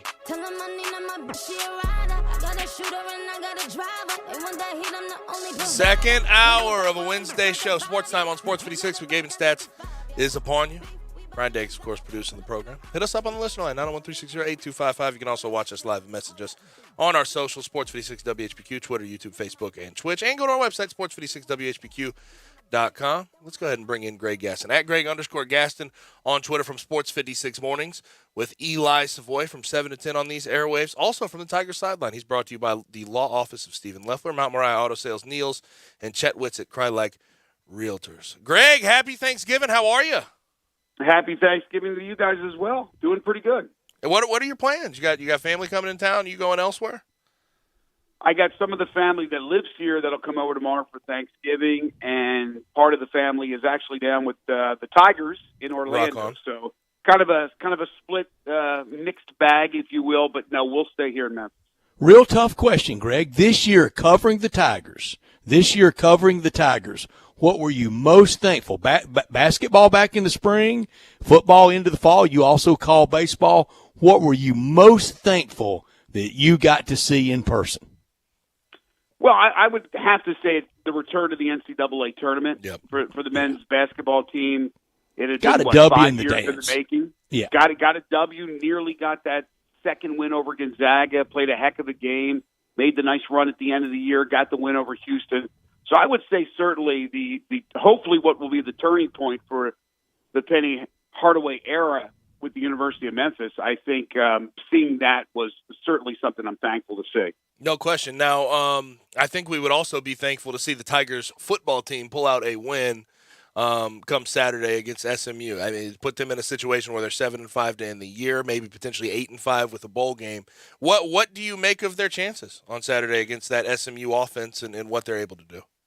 Well, it's a big challenge. You go on the road and you're playing, as you said, a high-octane offense. But the way the defense has played the last couple of weeks, now granted they played North Alabama last week, but even if you go back the week prior, it was Tulsa, and I thought they were playing their best football on the defensive side all year long. So if they play as aggressive as they have the last few weeks, I think there's a chance to limit SMU to some degree, and then as long as you're able to put some points on the board, I would imagine Memphis could do that. I think they have a chance to win the game. Look, it's only a one-game difference, but I think it just looks better and sounds better when you're 7-5 than you are 6-6. And if you win that game against SMU, as you guys know, at 7-5, you're assured of a winning record no matter how the bowl game turns out. Mm-hmm. We're already going to do it. At 7-5, that does sound and look better. We know it's better. That's the object of the sport, is to win more than you lose. But this year, at 7-5 or at 6-6, I think compounded at 6-6 will be the look back, what ifs, coulda, shoulda, wouldas. Yeah, there could have been easily a couple of more wins. We know for sure that Houston game was a W. You recover the onside kick. There's so many ways you should have won that game, and you found a way to lose that game. The East Carolina game was a crazy one that you certainly could have won that one as well. So if things went your way and the ball bounced your way, that's 2 more wins, 2 less losses. And look at the the situation you're in right now. You're probably getting no complaints from anybody. You would be right now. You're looking at, if you beat SMU 7-5, let's say you had won those 2 games, you're looking at 9 wins going into the bowl game, and there'd be nobody complaining about that. But unfortunately, for whatever the reason is, you make your own problems, right? You create your own problems, and that's what they did. They had chances to win those games. They didn't get it done, and thus brought out the concern of the fan base. But they've bounced back nice the last 2 weeks. This team has never quit. There's no question about it that they have played hard from day number one, and I expect a good effort on Saturday at SMU. What outside of maybe the run game, and I guess you could probably group defense in there as well, what outside of those things do you think has sort of been the downfall in those games? It just obviously not finishing, but what do you think has led to them not being able to finish these past 2 years? I don't know. That's a good question. At times, defensively, they've had some issues, but I think for the most part, they've done a good job. They've run into some pretty good offenses facing Mississippi State to start the season. We knew that would be no easy task, and Tulane and some other high-octane offenses.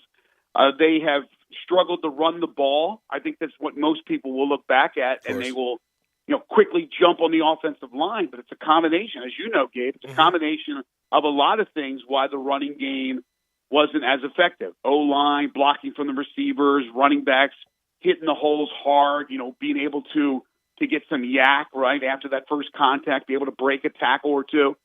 But there's been a few issues on both sides. I think earlier in the year, too, defensively, they weren't the best tackling team. I think they've done a better job in wrapping up and tackling.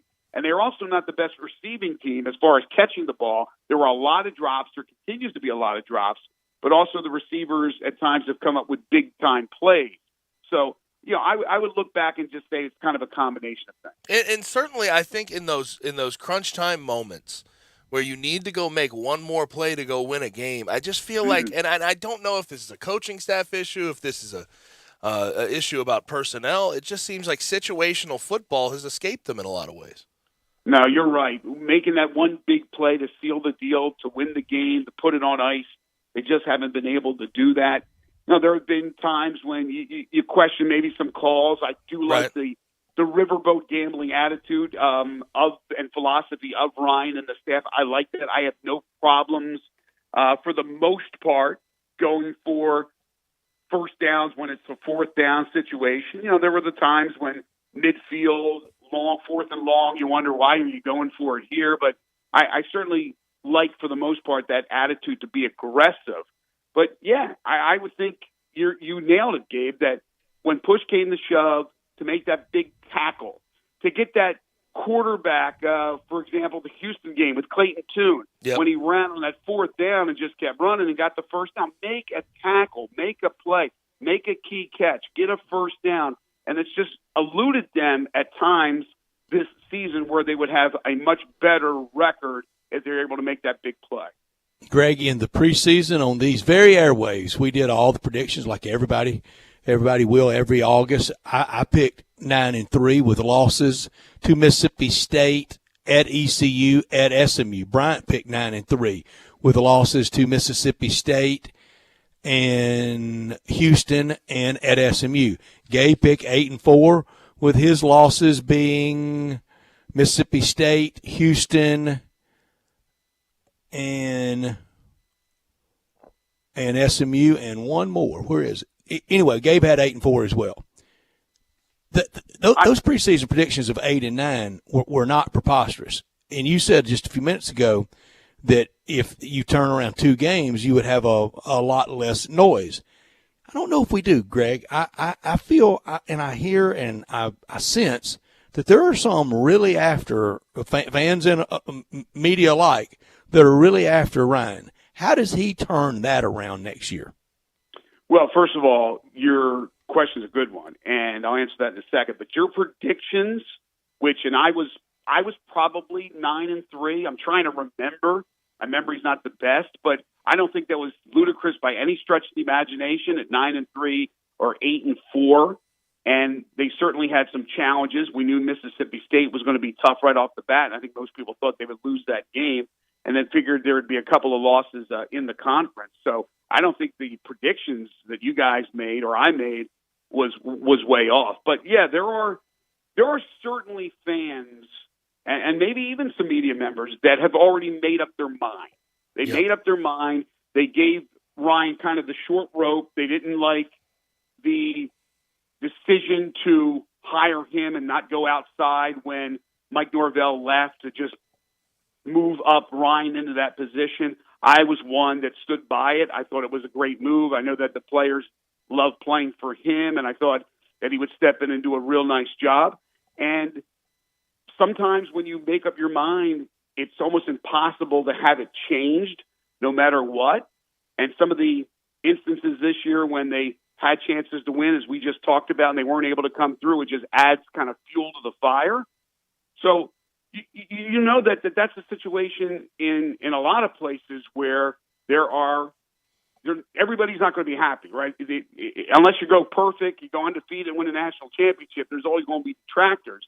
And in this case, I'm not going to sit here and tell you what you have to think about the current regime. That is your prerogative.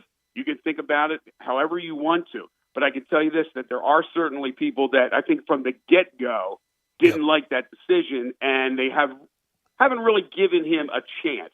There's others who have given him a chance, and they just feel like, well, maybe they should go in a different direction. I'm telling you right now, that's not going to be the case. I like Ryan. I like his staff. I think they've done a really good job. And again, you try to change people's opinions, but sometimes it's very hard to do so. And this becomes the tough question for me because you come off the highs of Mike Norvell, and Ryan takes over right after the Cotton Bowl year. 8-3 was solid. It was COVID. There's a lot of different things going on now. We're in the NIL era. There's a lot of excuses. He won't use any of those, and I think that's for the best. But behind the program, when you talk about people in the athletic department, you talk about boosters, people that donate money to the program, what is the most reasonable expectation year to year for Memphis football? Maybe it's not. I don't know. I would probably try to put a win total on it when it comes to sort of expectation and what that would look like. But what is the reasonable expectation for Memphis football year to year? Well, with the way this new conference is configured, Memphis certainly should be one of the top programs. But it shouldn't be a situation that I would bring up for men's basketball where you expect to win the conference every year with what you have and what you are able to do and the recruiting capabilities of Penny Hardaway. And even in this world of NIL where Memphis certainly doesn't have this unlimited supply of money, you expect to win the conference year in and year out with men's basketball. It's a lot of pressure. Football-wise, you certainly don't go that far. And that would be ludicrous to do that. And you have some very capable programs. SMU that has a lot of money. I think Texas San Antonio is a good football program coming in.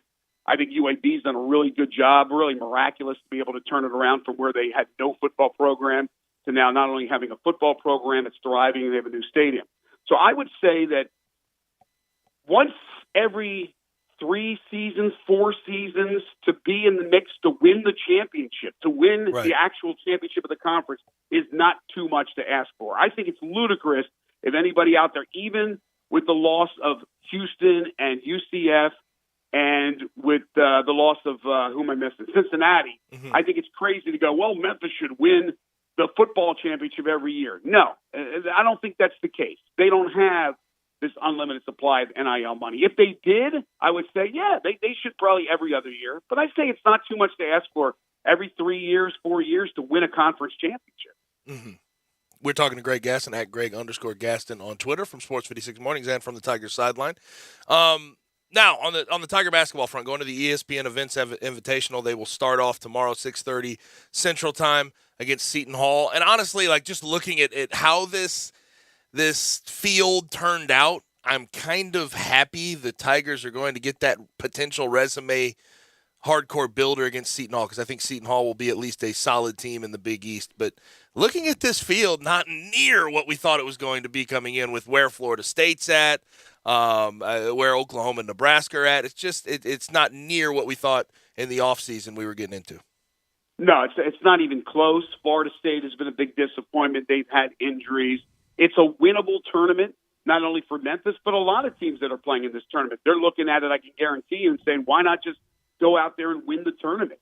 And it really doesn't matter that they're not playing Duke or Kentucky or Gonzaga. You go out there, you get 3 opportunities, you win that tournament, that is a resume builder for Memphis. So Seton Hall, I think, will certainly be a challenge. I don't believe the Seton Hall team is as strong as it was with Kevin Willard. I think it's going to take a couple of classes for Sheen Holloway to put together what type of player he needs to have the success at Seton Hall, and he'll be able to get some really good athletes there. He had a great run at St. Peter's.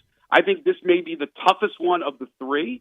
Certainly, there's the possibility of meeting up with Ole Miss if they both win and go to the championship, or unfortunately, if they both lose their 2 games, could meet in a game on Sunday, and they'll have Ole Miss right around the corner at FedEx Forum just in a week or so, whatever that is with the schedule. So that's kind of a quirk in the schedule. But it's certainly something where you have to go out there, put your best foot forward, at least win 2. Yeah. But hopefully for Memphis, they can win it. And again, it's a feather in the cap. I don't care. You're not going to be looking at this in March and going, well, let me go back and, the committee's going to break down every single team that was in the tournament. What they'll know is that Memphis went to a tournament and won 3 games and took home the crown. So it's very important for Memphis. And what's really going to be important to win in this tournament is obviously play the aggressive defense that we saw in the VCU game, not so much the St. Louis game, but find a third scorer behind Williams, behind Davis, whether it's Keontae Kennedy or somebody else. I'm not saying there's going to be some great shooting that's waiting in the wings, because we know what this team's made of, but they need another scorer, and they're not going to get Damari Franklin back. It's not going to happen for this tournament. They need Kennedy or somebody else to really step up to take a little bit of the pressure off of Davis and Williams. So 3-0 ideal, 2-1 I think very fine. Like no question, that's fine. I think there's a fine line though between 2-1 and 1-2 in this tournament, considering the competition. Obviously, there's no death blows in November. That's not what I'm saying.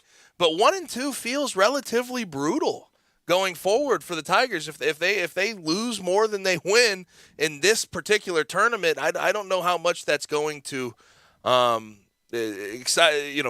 There'll be a freak out from the fan base, and then you sort of wonder how they're going to fare going forward with the rest of their schedule. That's going to have Ole Miss on it. That's going to have Auburn, Alabama in the out of conference. Yeah, it's not ideal to lose more than you win in a tournament, and they're going to be playing before too long some teams that really can score the basketball. In this particular tournament, there's not these juggernauts out there. So I think all that said, to win 2 out of 3, and there's nothing wrong with that. You've already won a game at Vanderbilt. Look, I understand Vanderbilt's not picked to win it in the SEC, but you go on the road, you win a game there. You beat VCU. That's a solid 8-10 team wins. VCU, right? That's 2 solid wins. Unfortunately, you didn't play your best defense at St. Louis and lost that game and went up against a great guard. Nothing wrong with that. That's a road game. So again, here on the road, but a neutral court, for the record, winning 2 out of 3 would be fantastic. Losing 2 out of 3, not so much. I think you're right, Gabe.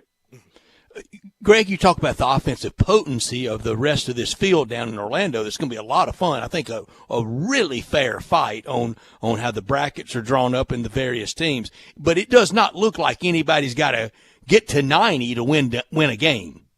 No, you're right. I mean, just looking at Oklahoma, Nebraska, Ole Miss. Ole Miss certainly has a talented few players. Matthew Morrell is a guy I absolutely love, but yeah, nobody's scoring triple digits here. I don't think you're going to see some team that just goes off offensively, at least not that I know of, right? I don't know these teams like the back of my hand, but I don't think I see that in anybody in this field. So certainly defense, causing turnovers, not turning the ball over yourself, that press that we saw that Memphis applied in that game against St. Louis, which almost got them back, well, it did get them back into it and almost pulled off the W. I think that could be something you'll see that could be defense very, very will win effective. This tournament. There's no question about it that defense will win this along with some timely shot making. And when you have a guy like Davis, could easily be the best player in the field, and hopefully that'll turn out that way for Memphis.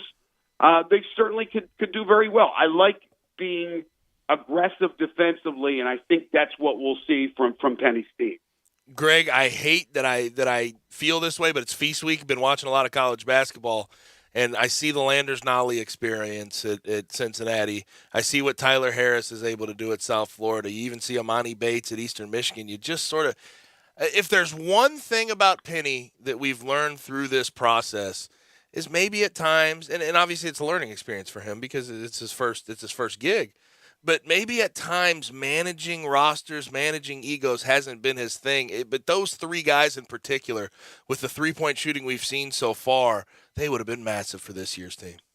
As I sat down to start this interview, I got my television on, and lo and behold, here's USC, and Boogie Ellis, who of course wasn't with the team last year. He comes out in the graphic as first-team All Pac-12 preseason. And you go, wow, I remember Boogie Ellis. He played for Memphis. Remember that? And then, as you said, Landers-Nolly, 33 the other night against Arizona. Of course, the next game he puts up just 2. Yep. But right. He certainly has that ability to, on any given night, just go off with his shooting. Same with Tyler Harris at South Florida. And you can go right down the list. And then you think about what they lost to the NBA and Jalen Duren and Josh Minott. Even Lester Quinones is a two-way guy for Golden State. That's an awful lot of talent they lost lost from last season. So who is our fifth starter on the Tigers transfer team? We know we're pretty good at guards. Boogie Ellis, Tyler Harris, Landers-Nolly. We got Cisse in the middle. Who's our fifth starter? That's a good Sam question. Onu. Sam Onu. Yeah, I don't even think he's getting a bunch of run at Florida Gulf Coast. He's a 4, though. Where's Antoine Jones these days? He stopped playing basketball. You're going way back. I'm sorry. Jones. I think John Camden's going to end up being a really good player for Virginia Tech. And, that's a good one. He's a shooter, but another wing player. I'm trying to think if it was kind of the trade with Virginia Tech for Landers-Nolly. Camden for Nolly? Yeah, it seems like in retrospect. But, yeah, I don't know. But to answer Gabe's question there about managing or maybe even at times mismanaging the roster, a lot of people will look back and say that Penny with his you want to call it favoritism or just his ease at being able to deal with the players that played under him at East High School, his comfortability to be with those guys. He just maybe ruffled feathers, and maybe some of those players brought it upon themselves, but I think there was always been that lean toward the local player when you're a player that comes in from another area. And look, I can't tell you what goes on behind closed doors. I hear the stories just like everybody else does, but you're trying to massage a lot of egos there. And again, the benefit of the doubt, it seems like so far under Penny's regime, has been to those local players where he's very, very comfortable with, and it may have rubbed some of those players the wrong way. Now, obviously, Tyler's a local player that came back for a second time with Memphis, but for whatever reason, Penny decided to move on from him, and that's where the problem lies with this 2022-23 team. Tyler's he's played for more teams than Wilt Chamberlain did.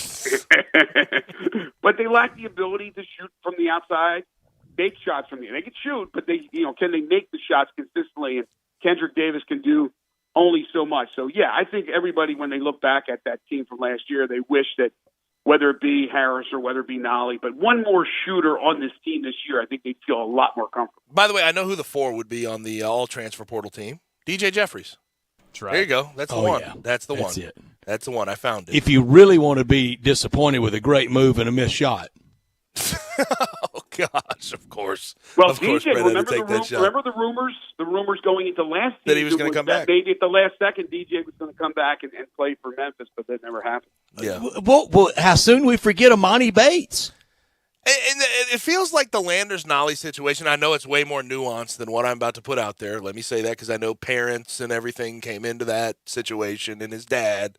But it feels like and it's kind of hard to blame Penny for this, but it feels like Landers and the frayed relationship there started because of the Amani Bates experience. You had to give those minutes to somebody else. You had to give those minutes to Amani above Landers in that situation. It feels like Penny is kind of moving away from that type of thought process. And he sort of it feels like he's making more guys earn their minutes than he has in the past. Yeah, and there's no question about it. But let me say this. I had no problem with Penny Hardaway going out there and recruiting Amani Bates. Right. Amani None. Bates You was got to try the that. guy coming in, right? You have Jalen Duren, and you're able to get Amani Bates. Right. Who would say Sure. no to that No one. situation? It just didn't work out. And at least for the young man, so far so good at Eastern Michigan. I wish him well. He's got all the talent in the world. It just didn't work out at Memphis. But I think any criticism of Penny, in my opinion, is unwarranted, taking a shot with Amani Bates, because everybody and their mom would have. I agree. You can't blame him for that in particular. There's other situations that you could look at, and maybe it's a little bit of his downfall so far with roster management. But hey, listen, you live, you learn. I mean, these are guys that can make more decisions. The freedom of movement has made it a lot harder as a coach to manage rosters, and that's for everybody, right? It's not just Penny Hardaway. So we'll see how it goes going forward. But they start tomorrow in the ESPN Events Invitational against Seton Hall. Greg, appreciate it, man. Thank you. You have a good Thanksgiving. Yeah, happy Thanksgiving, guys. Take care. Yes, sir. Thank you, Greg. And he is Greg Gaston, at Greg_Gaston on Twitter. Brought to you by our good friends, Law Office of Stephen Leffler, Mountain Ryan Auto Sales, Niels, and Chet Whitsett, Cry Like Realtors. It is hard, though, for me to sort of compartmentalize when I see all these other guys around the country. The amount of talent on that Tigers roster for the last 4 years it was numerous. It's unbelievable to think about some of the guys that have been out there. Now, there's inconsistencies. Landers Nolly had his inconsistencies. Boogie Ellis had his inconsistencies. Amani Bates had his inconsistencies. But the amount of talent, you just think all of that stuff, if it may have been managed better at the University of Memphis, it could have worked out in a massive way, but it just didn't. It didn't. Eastern Michigan lost last night. They were 1-5. Amani Bates had 15 points in that game. I think everybody was How many wowed shots he put up? Wowed by the game when we had 30 a couple weeks ago. I don't see the shots attempts, but they're 1-5. Yeah, it's Eastern Michigan, MAC school. He's at home. That was the move there. He's just at home, and they were going to accept him. So, but still. There's a lot of talent out there that are former Memphis ball players. Let's go ahead and get to a break. And when we come back, we have some college football to talk about. We have some AutoZone Liberty Bowl to talk about as we inch closer to December. Steve Earhart, the executive director, joins us next. Join the voice of the Tigers, Dave Woloshin, for Wolo and Friends. Weekday mornings from 10 to 11 here on Sports 56 and 98.5 FM. Did you know nearly 40% of men under 40 and over 75% of men over the age of 40 experience sexual performance concerns? At the Memphis Men's Clinic, their experienced physician performs a comprehensive evaluation that determines which specific issues may interfere with your sexual performance. These issues can vary and range from anxiety to medical issues, low testosterone, or erectile dysfunction. The Memphis Men's Clinic has evaluated hundreds of men of all ages over the years and reestablished a normal sexual life. The Memphis Men's Clinic will work aggressively to resolve issues and allow you to restore your sexual health and overall well-being. That's the Memphis way. If you're 20 years old or 90 years old, come and get cared for the Memphis way. Treatment that's based on your specific needs after a professional clinical evaluation by their experienced board-certified physician. Call the Memphis Men's Clinic today at 901-443-0475 or visit memphismensclinic.com. This holiday season, tee it up at Edwin Watts Golf Shops for the hottest gifts from TaylorMade and Bushnell. Featuring the TaylorMade Stealth Carbon Woods with 60 layers of carbon for faster ball speeds. And while you're there, grab a dozen TP5 golf balls. And from Bushnell, save up to $75 on the Tour V5 and Tour V5 Shift rangefinders. There's also gift cards for those favorite golfers on your list. Don't miss these holiday gifts and more happening now at Edwin Watts Golf Shops, home of the 90-day satisfaction guarantee. Hi, this is Troy Fiveash, owner of Fiveash Roofing. In these uncertain economic times, there are so many things as a contractor and a business owner that I cannot control. The rising cost of materials, not to mention fuel and transportation costs. In the last 2 years, shingle prices have almost doubled and commercial materials have doubled. And I don't have to tell you what fuel costs these days. But you know what I can control? How much markup I put on a project. I have always prided myself in knowing I never gouge a customer. But in an effort to ensure my crews have work and my customers are being treated fairly, I have lowered my profit margin, hoping to give you a price you can live with and keeping my crews busy. So if you need a roof or gutters, please give us a call.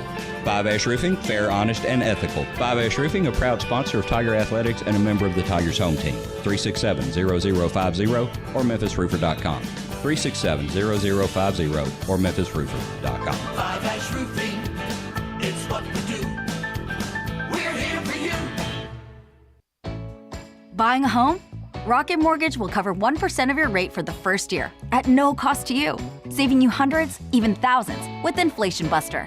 For example, if you lock a 7% rate today, you'll only pay 6% for a year. That means more road trips, more date nights, more front row seats every month for a year. And your rate is secured for 30 years.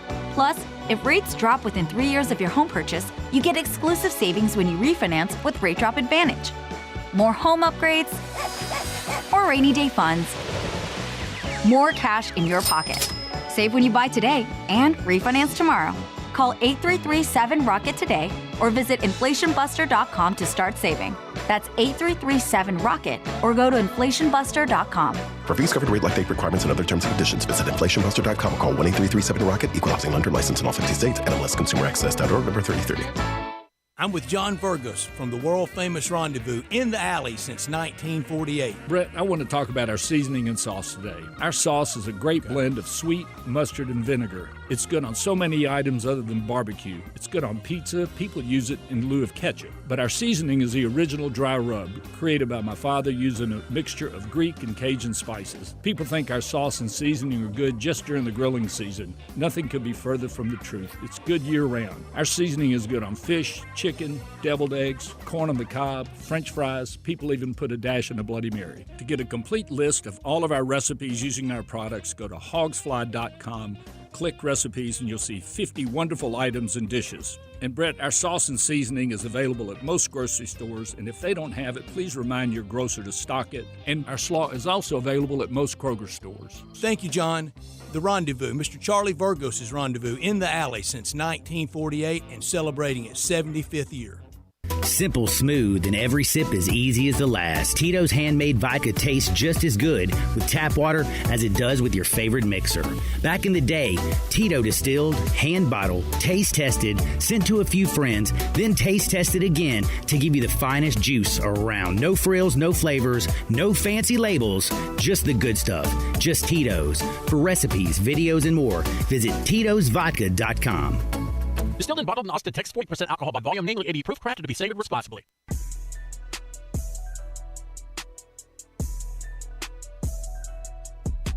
Now, back to Sports Time on Sports 56 and 98.5 FM. This hour is brought to you by the Big Green Egg. Dad, come on, you're going to fall on the barbecue. Here once again are Gabe Kuhn and Brett Norsworthy. Back rolling on a Thanksgiving Eve edition of Sports Time. I'm Gabe Kuhn. He's Brett Stats Norsworthy, and joining us via the phone line every other week. It's always a pleasure to talk with this man, Executive Director of the AutoZone Liberty. Well, he is Steve Earhart. Steve, happy Thanksgiving. Also, we are getting close. We're getting close. Snuck up on us. Well, not on you guys. I know it doesn't sneak up on you. Yeah, well, it's really moving quickly here. Here we are. We've got a lot of big announcements since I was last on with you guys, and one is we're recognizing our outstanding achievement in the field of entertainment music.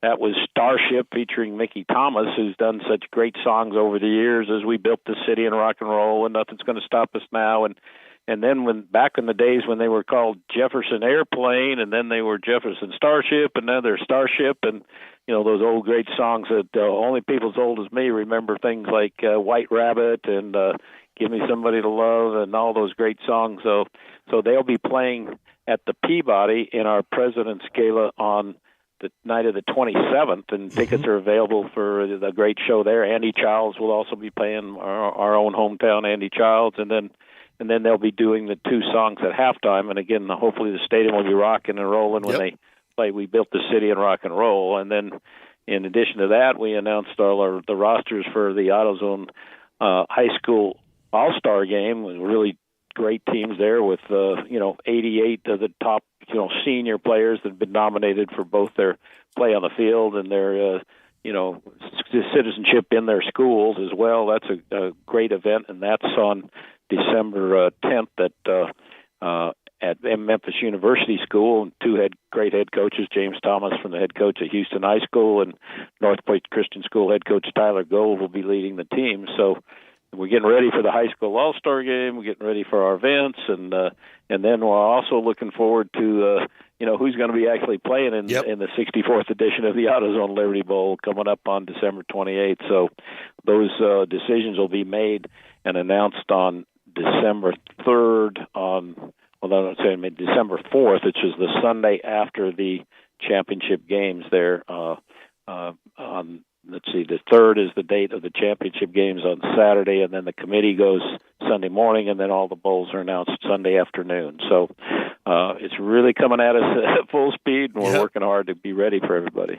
It is, Steve, and the next time we talk to you, it'll be set. When we talk to you 2 weeks from today, your teams will be set, and there's plenty of inventory for Big 10 and SEC, or for Big 12 and SEC teams. You'll have those two conferences. The AutoZone Liberty Bowl is featured through all these years, and it's really good options this weekend for Kansas State, for Oklahoma and their game. You've got great options near and far. Well, you're right, and of course we put out our bowl projections every week, and of course we've featured stats and the Kuhn, Gabe Kuhn's.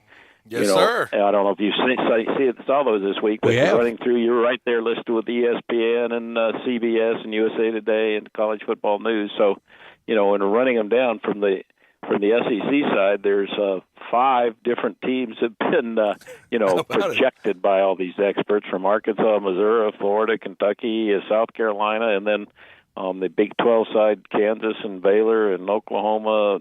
So I think they'll be a really good matchup no matter how we get. But that's what we really want to, get that message across. This is a great event for Memphis, for our community, to showcase Memphis to the rest of the country. And, we're one of the highest rated bowl games, and that's why we're in prime time there on December 28th. So we want to have a good showing no matter who's in the game. And I don't know who's going to be in the game. There's so many twists and turns this year. And as Tennessee fans found out, the biggest underdog can sometimes jump up and bite you. So this is the time of year when, towards the end of the year and some injuries and, some, players that jump up there. So there'll be an upset or two this weekend, and that starts out tomorrow night with Ole Miss and Mississippi State, and then goes into, Friday and Saturday. So big week for college sports, and, we're really looking forward to, getting rolling with all our events. We've got our parades and our rodeo and the team welcome party at Dave and Buster's, and then getting the teams in here.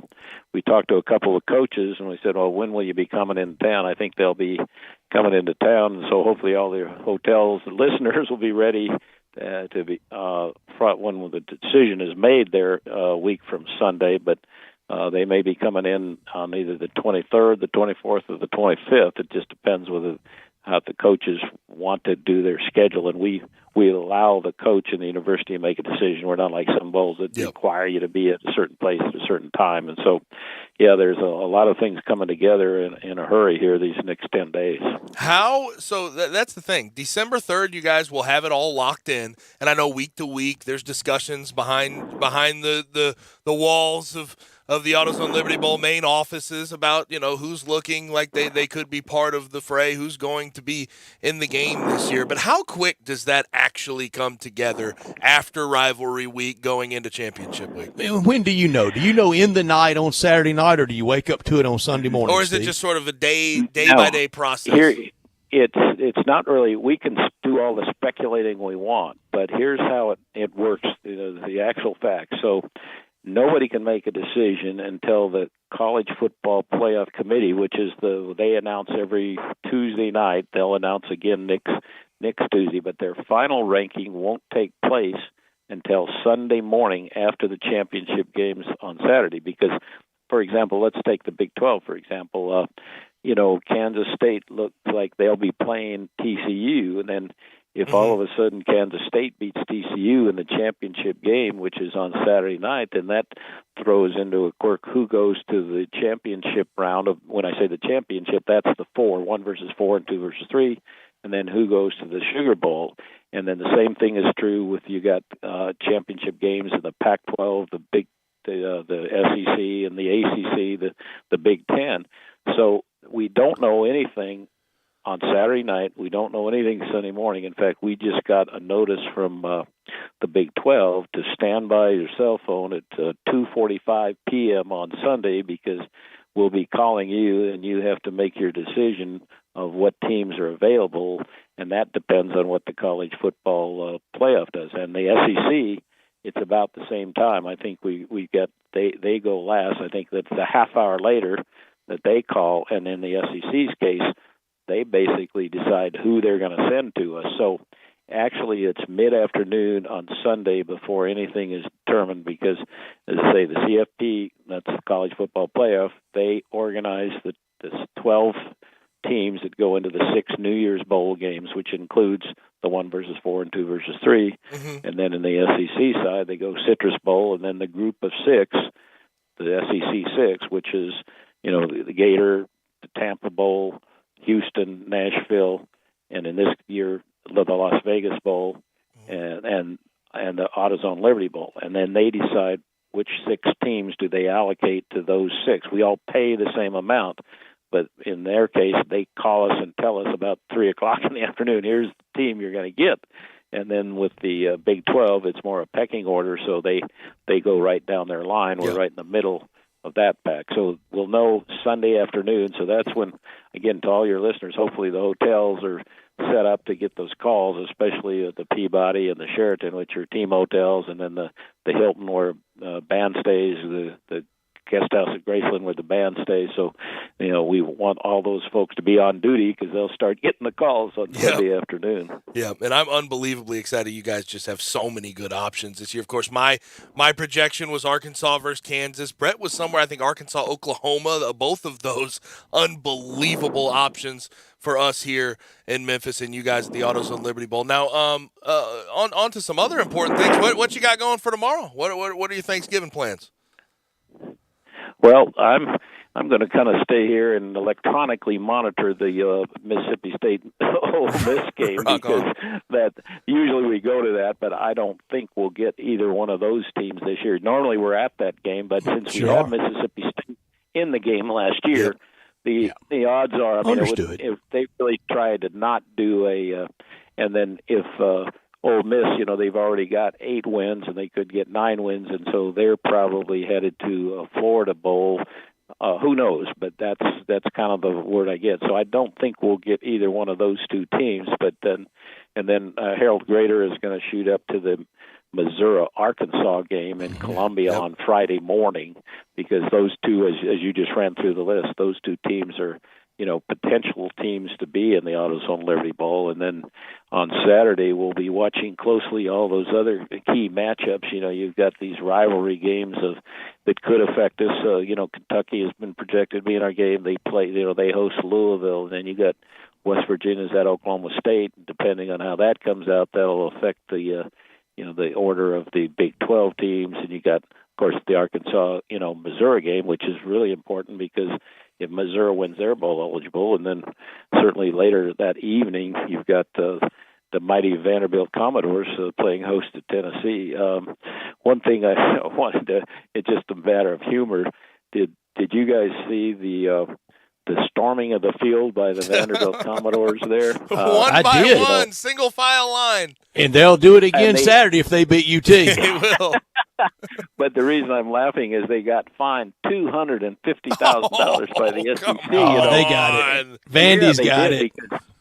Vandy's got the money, but they got fined because I guess they had a storming the court in basketball some years ago. So Tennessee only gets fined $100,000 for storm when they really did storm the field and tear down the goalpost. But that little single file, very calm, and they went down on the field. That's a Vandy storm the field, but it's kind of interesting. But again, Vandy Clark Lee's a real fundamental guy, building from the ground up with that Vanderbilt program, and now he's won 2 in a row, and nobody thought he could win even one all year. He figured it out.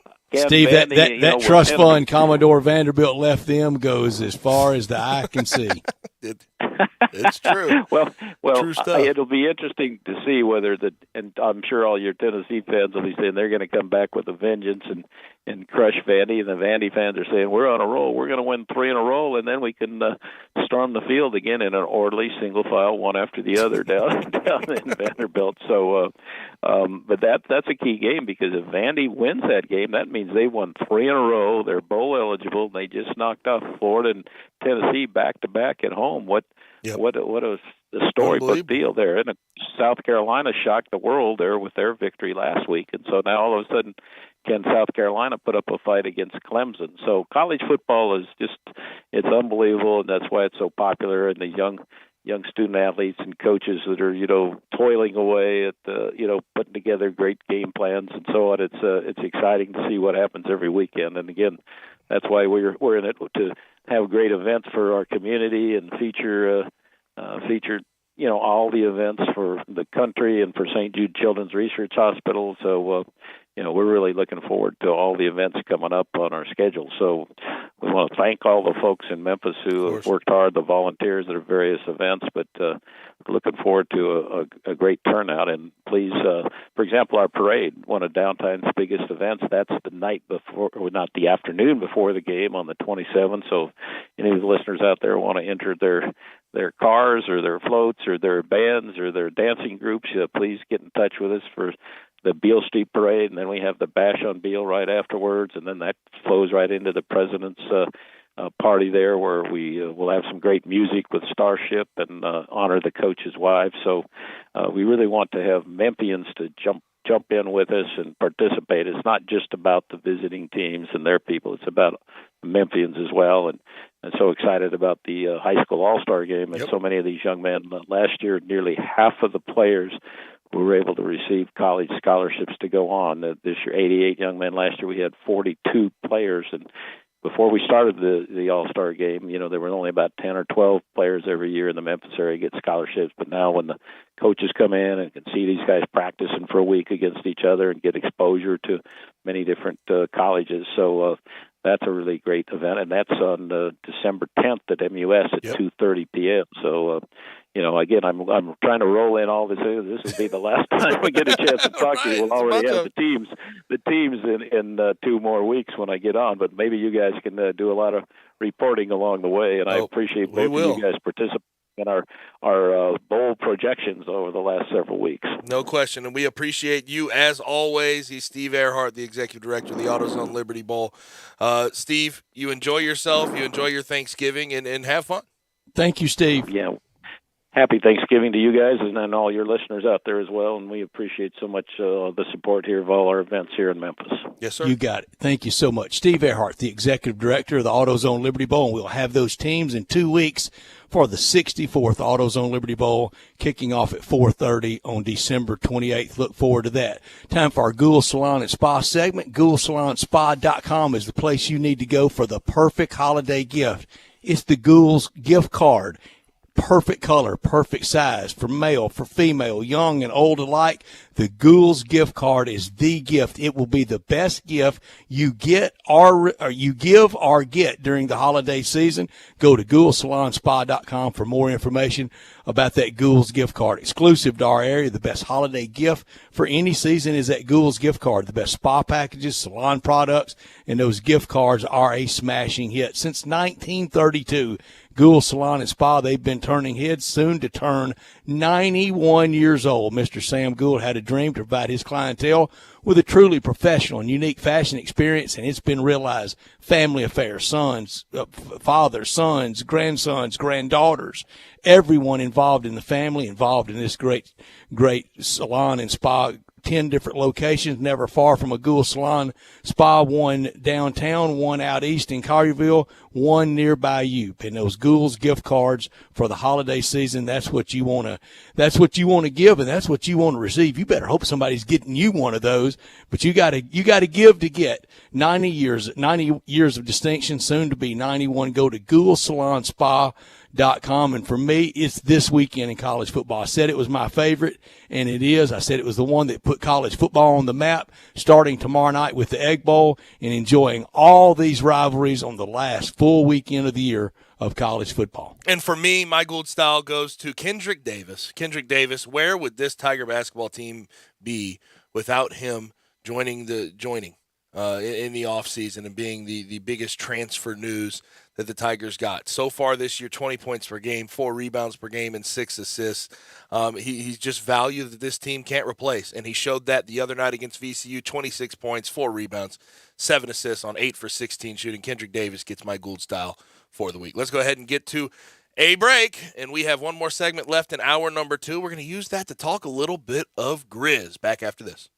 Broadcasting from the Family Leisure Studio, we are Sports 56 and 98.5 FM.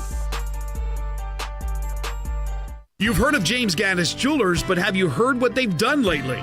Everything. A tremendous selection of diamonds and jewels, gold, silver, and much more. Lots of watches, tons of custom-made jewelry, fine gemstones, bracelets, necklaces, so many choices. Romantics will love the one-of-a-kind estate and vintage jewelry. James Gaddis has experts to help you with wedding and engagement rings, plus 2 repair experts for fine watches and jewelry. Layaway and financing available. James Gaddis Jewelers at 4900 Poplar.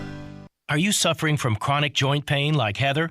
I have terrible arthritis and have had it for quite a while, and I've gone to all kinds of doctors trying to figure out what to do, and everybody just said surgery, and surgery was months of rehab, and I didn't want to do that. But then Heather discovered QC Kinetics, local medical professionals who specialize in natural biologic treatments, non-invasive solutions designed to repair and restore damaged tissue in your joints. And she absolutely loves the results. I like to tell anybody who's suffering that there are options that are not steroids, that are not surgery. You owe it to yourself to find out about QC Kinetics and find out what they can do for you. No surgery, no drugs, no downtime. Discover QC Kinetics and learn more about natural biologic treatments with lasting results. Call QC Kinetics 901-445-1010. That's 901-445-1010. 901-445-1010.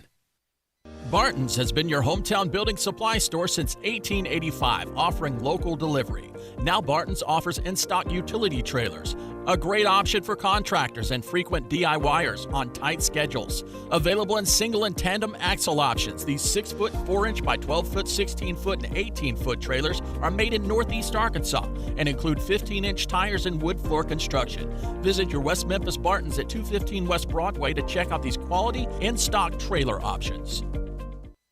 Step up your wings game at East Coast Wings and Grill. With 60 wing flavors and 7 heat indexes, do you have what it takes to turn the heat on your wings up to insanity? East Coast Wings and Grill is family friendly with a large variety menu to satisfy the whole bunch. Sign up today for their loyalty program and taste the rewards. For every $1 you spend, you collect a point. Earn 100 points and receive a $5 reward. Next to Lowe's off Highway 64 in Bartlett, come try America's best wings at East Coast Wings and Grill.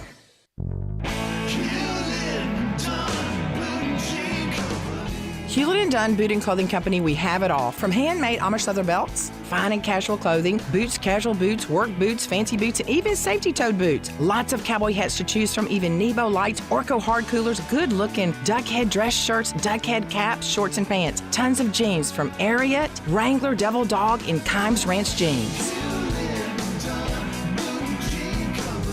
At Hewlett & Dunn, we have a great selection of Old South t-shirts and caps. Fine clothing from dress to casual to Sunday best. Enjoy choosing from UFO's orthopedic-approved shoes. Hewlett & Dunn Boot and Clothing Company. Boots of every size, every color, every skin. Great quality Western, work, and safety toe boots. Hewlett & Dunn Boots and Clothing Company. 111 North Center Street, Collierville. Hewlett & Dunn. Hewlett & Dunn, serving you and your family since 1961.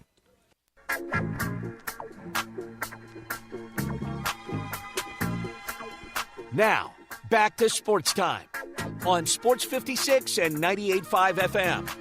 This hour is brought to you by the Big Green Egg. Bon appetit. Here once again are Gabe Kuhn and Brett Norsworthy. Papa was a Rolling Stone, but Grizzlies last night lose at home to the Sacramento Kings 113-109. Ja was back, so that was very, very good news for the Grizzlies. Only missed one game, even though he was listed as week to week with that ankle sprain. It's going to be something you're going to have to monitor going forward. 34.7 rebounds, 6 assists for him.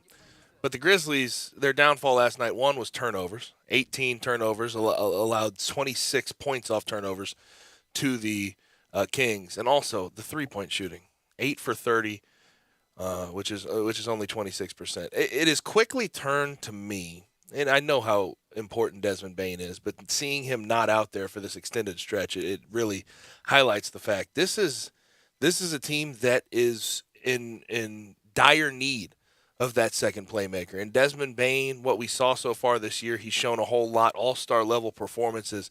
They need that back in the lineup, and it's a waiting game. It is a waiting game, and Gabe, I think when you get the reinforcements back with him, it will help the bench. The bench is huge. Holding on about as long as they can. Needs Zaire back, too. That's the best point ever, Brett, because you see they have to bring in Tyus with the starters and have him in sort of starters minutes at times. Yeah, John Conchar as a starter versus on the bench, he provides a lot more value to that bench group. He's not able to play with them the whole time. And you have to thrust LaRavia, Roddy, Aldama into these massive roles that I'm not sure that Santi has spent the whole year in the starting lineup.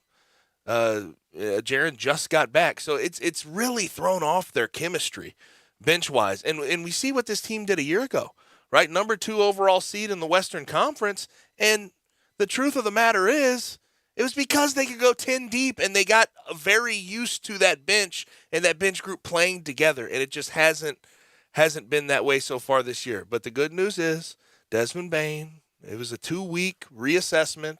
We're about a week in. Get another week under your belt, and he can get back, and they can get back rolling. But they need him on the floor because not only does it have to do with shooting, but you need another guy who can create off the dribble. And Dylan Brooks, as much as he's maligned by others, and I love him, it's a very inconsistent offensive performance when you have to ask him to create as much as he's had to create lately. That's the truth of the matter. Second half of our show brought to you by our good friends at the Big Green Egg. And I always talk about your best ability being your availability, whether you're an athlete or you're talking about your grill. The Big Green Egg will be available to you 24/7, 365. And there's 2 reasons that is the case. 1, highest quality ceramic on the market, and it will not rust. So the elements, the water, the rain gets to it. There's going to be no issues with that Big Green Egg. Also, they have a warranty. They've had it since 1995. On all ceramic parts. You have an issue, one goes malfunct, one of those parts on the Big Green Egg, guess what? You send it into our good friends, they send you one back free of charge, you get it attached, you get rolling. 100% natural lumpwood charcoal grill, so the flavor is going to be superior to that on a gas grill. And comes in 7 different sizes. So they have a size, they have a price point for everybody, and it's endless what you can do on a Big Green Egg. You can smoke, bake, roast, sear, and grill. You can cook pizzas. They have a pizza stone they sell separately. They have a bunch of different spices, rubs that you can put on a bunch of different things, and it all is going to be fantastic flavor. It is one of the best, if not the best, grill on the market. You find it around the area at these different retailers: Garden Spas and Pool, Germantown Hardware, Hamilton's Fireplace and Grills, and both the Aces in town, East Memphis Ace and Cordova Ace Hardware. So if you're looking for a do-it-all, reliable, long-lasting grill at a great price point, again, 4 different check marks right there.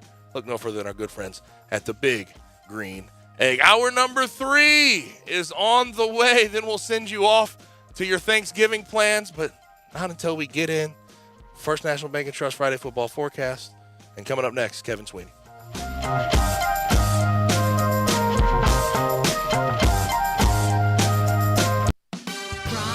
Elder's Roofing Solutions. I'm Brian Elder. Depending on how long you've been around, you've likely known my name for 30 years. Perhaps for my 20 years as the morning show on Kix 106 as the Young and Elder Show, or my 15 years at Brian Elder Roofing. So obviously, my reputation means everything to me. One terrible customer experience could tarnish a third of a century of goodwill. My reputation for quality and strong relationships is our main focus. We're the highest certification, a platinum preferred contractor with Owens Corning. If you have a business or a commercial building, we're the highest certification for warranties with GAF and Mulehide products. We don't come at you in sales mode. If you got a problem, sometimes the solution is just to fix the problem. Call me right now. I'll come out and see you today. 867-0303 or BrianElderRoofing.com. Call 867-0303. Brian Elder's Roofing Solutions. Hi, everybody. I'm Dave Woloshin here for Homer Skelton Hyundai. I love to brag about my friends right at the corner of Highway 78 Lamar and the first exit in Mississippi Craft Road. They always come up with some innovative program that makes you want to just go out and get your brand new car. And I'm talking Hyundais. Right now, you can get a new Santa Fe. You can get a new Tucson. You can get any brand new Hyundai, state-of-the-art technology. You can get that without paying for 3 months. You've heard me correctly. You can get a brand new Hyundai and not pay for 90 days. This just started. It's going all the way through January. You could say a Christmas present, a holiday present from Homer Skelton Hyundai. Again, make your deal and then don't worry for 90 days about paying the very first payment, and only at Homer Skelton Hyundai. Moving is stressful, but Black Tie Moving can take the worry out of the process. Whether you're moving across town or across country, moving your home or your office, your personal moving concierge from Black Tie Moving will work with you to design a plan that perfectly fits your budget and needs. And they're available 24/7 to answer any questions you have. Give Black Tie Moving a call at 901-316-6196 or go to blacktiemoving.com/Memphis to get your personal, no-obligation quote from the moving experts at Black Tie Moving. Add a little excitement to your sports watching experience by betting on all the action on FanDuel Sportsbook. There's a reason why FanDuel is America's #1 sportsbook. Their app is simple to use. They've got great odds on all different betting markets, unique, fun bet types like same-game parlay, and exclusive always-on promotions such as enhanced odds boosts on the biggest events to let you get more action out of every game day. And if you win, they even get you your winnings safely in as little as 24 hours. If you've never tried FanDuel Sportsbook, what are you waiting for? Download the FanDuel Sportsbook app to get started and be sure to sign up with promo code CASH so they know I sent you. That's FanDuel Sportsbook, promo code CASH. Must be 21 and older and present in Tennessee. First online real money wager only, $10 first deposit required. Bonus issued is non-withdrawable site credit that expires 14 days after receipt. Restrictions apply. See full terms at sportsbook.fanduel.com. Gambling problem? Call the Tennessee Red Line at 1-800-889-9789. Hi, folks. Bob Burkhammer for Sunrise Buick GMC Truck. Thinking about buying a new or used car or truck? Remember, the selection's better and the savings are bigger at Sunrise. Over 600 new cars and trucks to choose from. Factory rebates up to $2,000 and interest rates low as 0%. Bad credit? It's okay. At Sunrise, we've got a financing plan for everybody. SunriseMemphis.com. We're saving you money. It's just a way of doing business. Covington Pike, Wolf Chase, and Collierville. We make it fun to buy a car again. Check out the all-new Sunrise Truck Corral. Huge selection of nothing but trucks. All makes, all models, all prices, all trucks, all the time. Next to Sunrise Wolf Chase. Well, I'm a orthopedic surgeon, board certified. Meet Dr. John Herzog, who's certainly done his share of knee and hip replacements. But these days, he's encouraging his patients to look at regenerative medicine options, now available at QC Kinetics. I'm kind of the anti-surgeon right now, and a lot of my buddies, if they hear me talking, they're going to give me a call. Dr. Herzog says advances in regenerative medicine can give your achy joints lasting relief, using highly concentrated healing agents from your own body to repair and restore damaged tissue. We take the fluid out of you, we concentrate it and put it in an area where they couldn't normally get to and facilitate healing. Are you suffering from constant pain due to arthritis or injury? Maybe it's time to look at alternatives to drugs and surgery at QC Kinetics, the nation's leader in these exciting treatments. What could be more natural than using your own body to heal yourself? Call QC Kinetics now for your free consultation. Call QC Kinetics, 901-445-1010. That's 901-445-1010. 901-445-1010. We are Sports 56, WHBQ Memphis, and W253DF Memphis, Flynn Broadcasting Stations.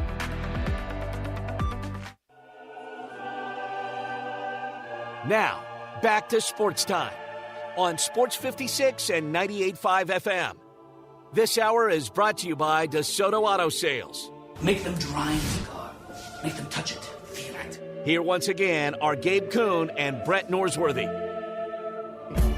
Third hour on a Wednesday edition of Sports Time with Gabe and Stats is here. I am Gabe Kuhn. He is Brett Stats Norsworthy. Brian Dake, of course, producing the program. On the ones and twos, doing a good job. Listener line 901-360-8255 for your texting pleasure. Also watch us live and message us on our social, Sports 56 WHBQ, Twitter, YouTube, Facebook, and Twitch. And go to our website, sports56WHBQ.com. Before we bring on Kevin Sweeney, you have to listen, you have to hear me out, and you have to know I'll never steer you wrong when it comes to a good meal. That won't change. That's why I'm steering you in the direction of 117 Prime. This week you got some family in town. It's a great place to go. It's a great steakhouse. Sits conveniently on 117 Union Avenue. It is a prime example, no pun intended, of what an American steakhouse should be. Absolutely perfect steaks cooked to your liking over hickory wood for the best flavor in town. And pair one of those steaks with a wine, a glass of wine from their award-winning wine list. Also, don't miss out on the seafood, oysters, clams, shrimp, lobster, you name it, they have it. On top of that, cocktails, desserts, some of the best in town. Opens 4 p.m. every day, and they'd love to have you by. Make that reservation. Here's 2 different ways to do it. One is 117prime.com, or call this number. I will repeat it, 901-433-9851. Again, that's 901-433-9851 to make a reservation at 117 Prime. Without further ado, let's bring on our guy from Sports Illustrated and College Basketball Central. He is Kevin Sweeney at CBB_Central. Kevin, how are you? Happy Thanksgiving to you. Happy Thanksgiving, guys. Good to catch up with you as always. No question. How have you been enjoying your feast week, by the way? I know that. How have you spent your feast week? I've spent it watching basketball, like any good college basketball writer would do. I've kind of been like holed up in my apartment for days on end. So I'm off to Portland in the morning for PK 85, which will be good to see more basketball one and get out of the house too. Mm-hmm. No question. Are you ready for your undefeated alma mater Northwestern against who's Northwestern playing tomorrow? They have Auburn tonight. It should be Auburn tonight. Game. That's right. Undefeated Auburn against undefeated Northwestern. A litmus test for the Wildcats. I think Auburn probably takes it to them, but we'll see. Mm-hmm. We will. What do you think of Auburn this year, coming off that year last year? Jabari Smith Jr., he's out.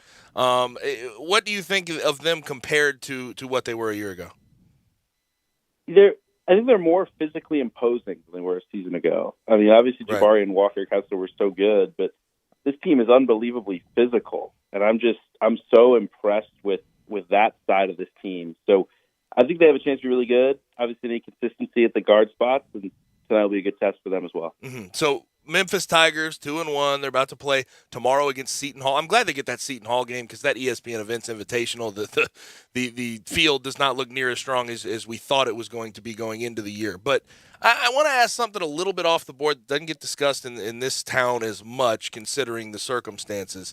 From the outside, sort of looking in at this program and the way Penny Hardaway has run it, and I have to shout out Brian Degas, our producer, for throwing these numbers to me. But it's interesting. I'm watching Landers Nolly at Cincy. I'm watching Tyler Harris at USF. I'm watching Amani Bates at Eastern Michigan light it up from the 3-point line, do some good things for those teams. Even though some of them are struggling, USF's not good, Eastern Michigan's not good. But 17 total players have transferred from Memphis since 2017. 14 are still playing in college basketball, including a guy like Boogie Ellis at USC. How much, from the outside looking in, is that an issue for Penny Hardaway? Just sort of the roster management part of being a head coach in the position he's in now? I think that the way that Penny recruits naturally creates roster turnover, and I don't think it's necessarily an issue to have roster turnover in this day and age, right? Mm-hmm. I mean, we talk about a guy like Eric Musselman who kind of flips the team over every year, and they find a way to be really good. I think you have to be unbelievably adaptable if you're going to do that. And I think that the early season struggles we've seen consistently under Penny, you can attribute to some of this turnover, but I don't think on its face just flipping the roster over every year is the worst thing in the world. It's just a matter of how I think Penny probably needs to do a better job of understanding what he has earlier and be able to make those adjustments, or he needs to recruit in a different style that's going to allow him to have more roster turnover, right? Like when you're recruiting 5-star kids and recruiting at a high level, kids aren't going to want to stay and see if they're going to play because they think they're not going to, right? And I think that's part of it as well. Kevin, you mentioned Arkansas. We talked about it a lot starting the show. That game last night with Creighton, it'd be tough for an NCAA tournament game to be played at that high level. That was some game. I mean, it was tremendous, and it was peak Maui. I mean, that tournament seems to bring high intensity moments out, and that was the perfect example. I thought Creighton really answered the bell, but I mean, for Arkansas to look as good as they did without Nick Smith, who I think most people expect to be their best player, is really impressive. And Anthony Black, their other top freshman, was really, really good. Trayvon Brazile, the Missouri transfer, is unbelievably athletic, and I think they're probably ahead of schedule compared to where I thought they'd be. I thought they might have some early struggles, and they look ready to go. I mean, if this team gets Nick Smith back, to have 3 guards like Council, Black, and then Smith, that's going to be a team that can go to a Final Four and maybe win the whole thing. We talked about transfers and what teams we're going to look at once we get to sort of Final Four time. Is Arkansas one of those teams potentially that absolutely positively won in the transfer portal? The Mitchell brothers, Brazile, Ricky Council. Yeah, absolutely. And I think what's so impressive about it is that those guys all kind of fit into what they already were bringing in with the freshmen, right? Like they knew, okay, like we need another guy who can be. We need some depth in the front court, which the Mitchell twins brought. We need some upside in which Brazile brought unbelievably well, and then we need a veteran guard who can go make some shots, but also defend multiple positions, and that's what Council brings. And Council's way better than I thought he'd be. He was solid at Wichita State, but did not look like the scorer he looked like yesterday. So, I mean, again, I think Muss is one of the great roster builders in all of college basketball, and you just see it year after year with what he's able to put together. Kevin, I really, really like to love Ricky Council at Wichita State, but I didn't know he had that up and under scoop move in him late in the game that was money time. They came up a little short, but he played well. Let's talk the Orlando tournament where the Tigers will be, where Ole Miss will be. First of all, the general overview of that bracket, and who do you think should emerge to that Sunday final? Well, I certainly think that the winner of that Seton Hall-Memphis game has a great chance to wind up there. And I think probably the winner of that Ole Miss-Stanford game has a great chance, just knowing how Florida State has looked early on. I know Sienna's a kind of plucky mid-major, but I don't think they're winning 2 games there, let alone maybe 1. So I do think that you're probably looking at something like, I could see it being Stanford versus Memphis or Stanford versus Seton Hall. And I think that Seton Hall game will be tremendous just because of the athleticism and the physicality on the court. I mean, you talk about 2 teams that have experienced guys who really know how to defend, 2 coaches that really lean on their defenses. I mean, I don't think that's going to be a very high-scoring game. I don't think it's going to be a very pretty game, but it will be a very physical basketball game. And I'm looking forward to seeing how Memphis answers the bell against a team like Seton Hall that just will not get out-toughed. Where do you think Seton Hall sort of ends up, Big East-wise, by the end of the year? I think they'll be in that 4 to 5 range in that league. I think they'll have a very good chance to go dancing. I think they're probably just outside the top 25 because they don't really have consistent guard play, but they have been just overwhelming defensively against everyone they've played except for Iowa. And not many people are guarding Iowa right now with the way they can space you out and shoot the ball. So I think they're going to be unbelievably tough on defense. Obviously, that's a Shaheen Holloway staple. And we'll just see how consistent they can be on the offensive end. So back to Maui. I'm curious your thoughts on Arizona because I picked them to be one of my Final Four teams when we made our picks a couple of weeks ago. They are, and Tommy Lloyd's done a great job, they are just very, very good fundamentally. Umar Ballo looks really good. How confident should I be? And I know it's November, so I shouldn't overreact too much. But how confident should I be in a pick like that looking at Arizona? I mean, they look like a 1-seed caliber team again. I mean, they're just overwhelming the way they can come at you in waves. It just, it felt like last night in the San Diego State game, and we felt it here right now with this Creighton game that's going on as we speak. Yep. Right? Like you can feel like you're hanging in, you're playing them, 1-to-1, and then all of a sudden a minute goes by and you're down 8, right? And that's just it. There are very few teams as explosive as they are. They're so good in transition. Ballo has stepped up in a major way, and I think you've seen a little bit more stability from Kirk Kriisa at point guard. That was going to be something that was critical for them without Mathurin.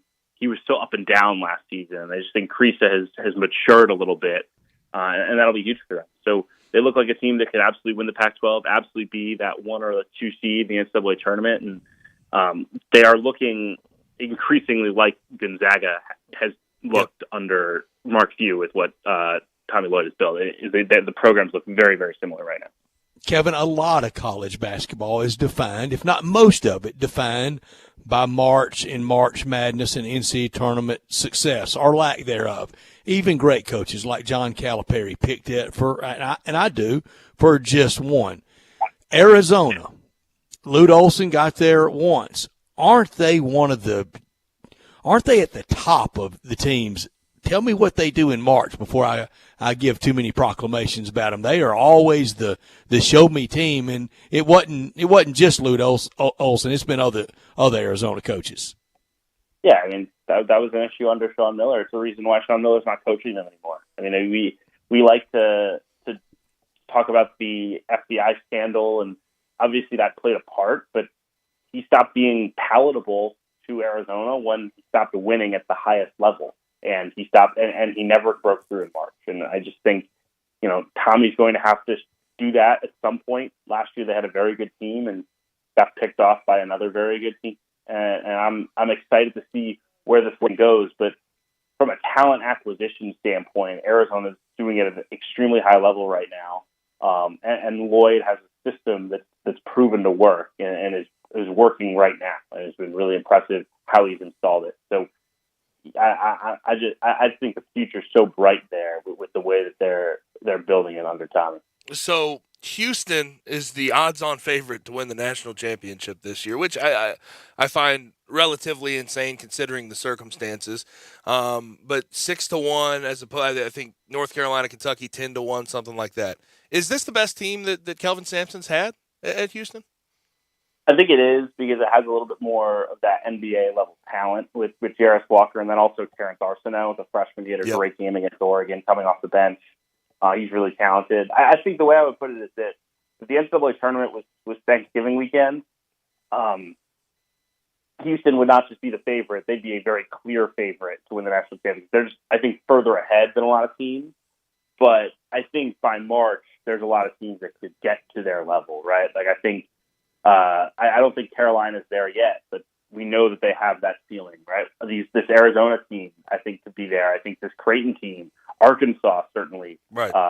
We'll see about Kentucky. I think there's a lot of teams that could get to where Houston is, but I just think because of some of the experience that they have and the fact that they have a system that's so overpowering defensively and on the glass, Houston just feels very overwhelming right now. When we talk about college basketball coaching lists, how high do you think you would put Kelvin Sampson in this day and age? I mean, got to be top 10, right? I mean, off the top of my head, I don't know, but could be higher. I think anyone that can be as consistent in developing players and winning, regardless of who your personnel is, has to be near the top of the list, and that's who Kelvin is. It's unbelievable. The guys that they have lost every single year and stay this good is almost unfathomable, especially a non-blue blood type job. Mm-hmm. Yeah. And when we talk about the Orlando tournament, we've agreed it starts with that Memphis Seton Hall team, but the rest of that tournament, when you book these tournaments, things can happen. It doesn't feel like the heavyweights that a lot of times are these holiday tournaments. Yeah, it's a combination, right? So there's 16 teams in PK85. It's a once every 5-year event. 13 of those teams are high-profile brands, right? You can take out Portland State, and Oregon State, but the other 13 would all be populating the other tournaments, right? So there's a talent drain, if you will. So Battle for Atlantis still has a great field. The Maui Invitational still has a great field.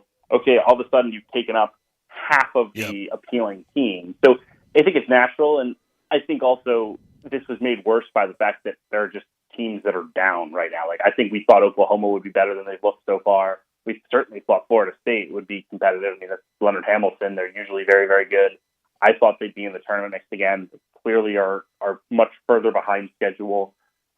Stanford, there's been a lot of excitement preseason. Okay, they could be an NCAA tournament team. They haven't quite gotten to that level yet. So I think it was always going to be a little bit weaker because of the fundamentals of PK85 being thrown in there. But it was just made a lot worse by the fact that the early start for some of these teams just haven't been as strong as you would have hoped. So who's not in Portland at those tournaments? the Lakers and the Knicks? Yeah, pretty much. I mean, Texas doesn't want to be, I don't think. Also, I'm pretty sure Calipari refuses to play MTEs. That's that's been a thing. I can't remember the last time they were in a big 8-team or type field. So otherwise, they would presumably be there as a big Nike school. But all the heavy hitters are out there. It's gonna be a lot of fun. So Brett had to point this out to me. In Orlando, the only undefeated team is Ole Miss, and of course, Brett would be the one to point it out to me. I'd count on him for things like that. But they haven't played anybody. Let's be Alcorn State, FAU, Chattanooga, and UT Martin aren't world beaters by any stretch of the imagination. But Kermit Davis, the situation he's in, where his seat's a little bit warmed up and he's got to have a good year. How good do you think this team could be, and what do you think ultimately could save him by the time we get to March? Well, I certainly think that it'd be in the mix for an NCAA tournament. I don't know that they have to necessarily get there for him to be safe, but I mean it was close last year. It felt like that was one that when you talk to people thought, okay, it could go either way, and he stuck it out. I think this weekend will be huge for them to build a resume because they don't play necessarily a very difficult non-conference schedule. We just haven't seen much. They've done what they're supposed to do. I know FAU is just a little feisty. They beat them comfortably. That FAU team went on to beat Florida and Todd Golden. So they're talented. They have the pieces to be right in that kind of middle of the pack in the SEC, which should put you up for an NCAA tournament. And if they're not there, I think it's going to be time for a serious conversation about potentially moving on from Kermit Davis. But it basically feels like this year's team, and been waiting on it for a while. But it's the Matthew Morrell experience. He's the driver. He's the captain now. After 3-4 years, he's got to make it happen for them. Yeah, he's got to be really good. And I think Ruffin, the point guard who hasn't played yet this year, will be critical for them. Was a huge recruit in state. Those are the types of kids that not only have to get if you want to build a program at Ole Miss, but I think you also have to get the most out of them. And I don't think Ruffin has gotten there yet, but it's early yet, and he's got an opportunity to be really good. Do you view Ole Miss basketball as a tough job, like a hard job to be overly successful at? Yeah, I think so. I think it's easier than Mississippi State, but it's not in the top half of jobs in the SEC. Okay. It's winnable, but it's not an ideal job. I would put it that way. Okay, understood. Well, Kevin, you enjoy the rest of Feast Week and enjoy a feast tomorrow. Hopefully, if you can get around some food. Yeah, hopefully Nike hooks us up in Portland. How about it? They will. You will be treated well. Kevin, thank you. Safe travels. Thank you, guys. Happy Thanksgiving. Appreciate it. You got Happy it. Kevin Thanksgiving Sweeney. Kevin Sweeney with us from College Basketball Central and Sports Illustrated. This hour of our show brought to you every day by the great people at DeSoto Auto Sales at 5704 Goodman Road and online at DeSotoAutoSales.com. Very proud to serve DeSoto County and the surrounding area. All the cars thoroughly examined, test-driven, checked out bumper to bumper, head to toe, and an unlimited inventory of cars. Every make and model. By chance, if they don't have the car you want, they'll find it quickly for you. No shortcuts taken at DeSoto Auto Sales. You walk in, you're treated like family by a kind, courteous staff, laid-back atmosphere, the opposite of high-pressure sales. But they want you to have the ultimate car experience because they know we live in a world today that time really matters, and they can deliver the ultimate car experience. Find the car you want, test drive that car, credit approved, paperwork completed. You're out of there in 45 minutes or less. You can do it right now and be home in time for the Thanksgiving Eve meal. You can do it easily over your busy lunch hour. At DeSoto Auto Sales, they keep it that simple because they know we live in a hustle and bustle world where time really matters. At 5704 Goodman Road and online at DeSotoAutoSales.com. Come on down to DeSoto County for that town and country experience at DeSoto Auto Sales. Now, I promise I know what day of the week it is. It is a Wednesday, but we do have to get to some picks. Friday football forecast is going to be next. Gabe, who do you want to see ideally the Tigers in a finals against in Orlando? I think what helps the resume? What helps the resume? There's not much on the other side that really helps the resume. I'd say the winner of Ole Miss Stanford is who you want to see ideally, if they can move all the way through and get to that Sunday game. But Siena, Florida State, the way it's going right now, I mean, it's not going to help you. What does playing Ole Miss there and then the regularly scheduled game on December 3rd, what does that get you in a 2-0 world what does that get you in a 1-1 world? And I don't think 0-2 is likely, but what would that do? Here's the issue. I think 2-0 doesn't give you much. 1-1 certainly takes away from you. 0-2 certainly takes away from you. Ole Miss, I think, is a fine team, but I still think they're going to be toward the bottom of the SEC, right? Like, and I'll reverse that onto you. 2-0 is the expectation. It's not. It has to. It would be, especially with the game this year at FedEx Forum. It just does, and Ole Miss feels like this 7-11, maybe 8-10 in the league, and I don't know if they do have Kentucky at home. That would be big in the factoring in other teams played. But I didn't like the idea of this tournament when I saw it when it first came out, with knowing we had the regular season game.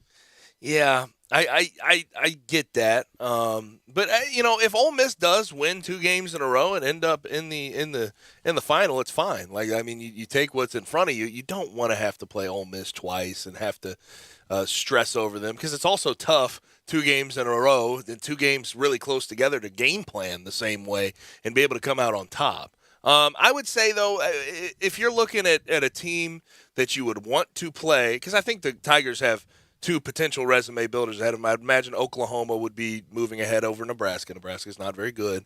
And if Memphis beats Seton Hall, they'd have that one resume builder. You could get another one potentially in Oklahoma.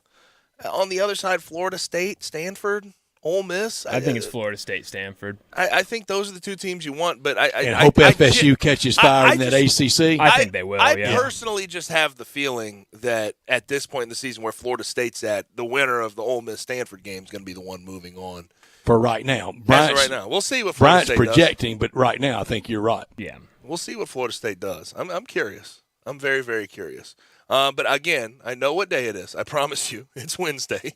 But Brett and I, again, programming note on 560 AM, 98.5 FM. There will be no shows tomorrow for Thanksgiving. On Friday, we'll only have 3 to 6. Brett and I will not be in these chairs.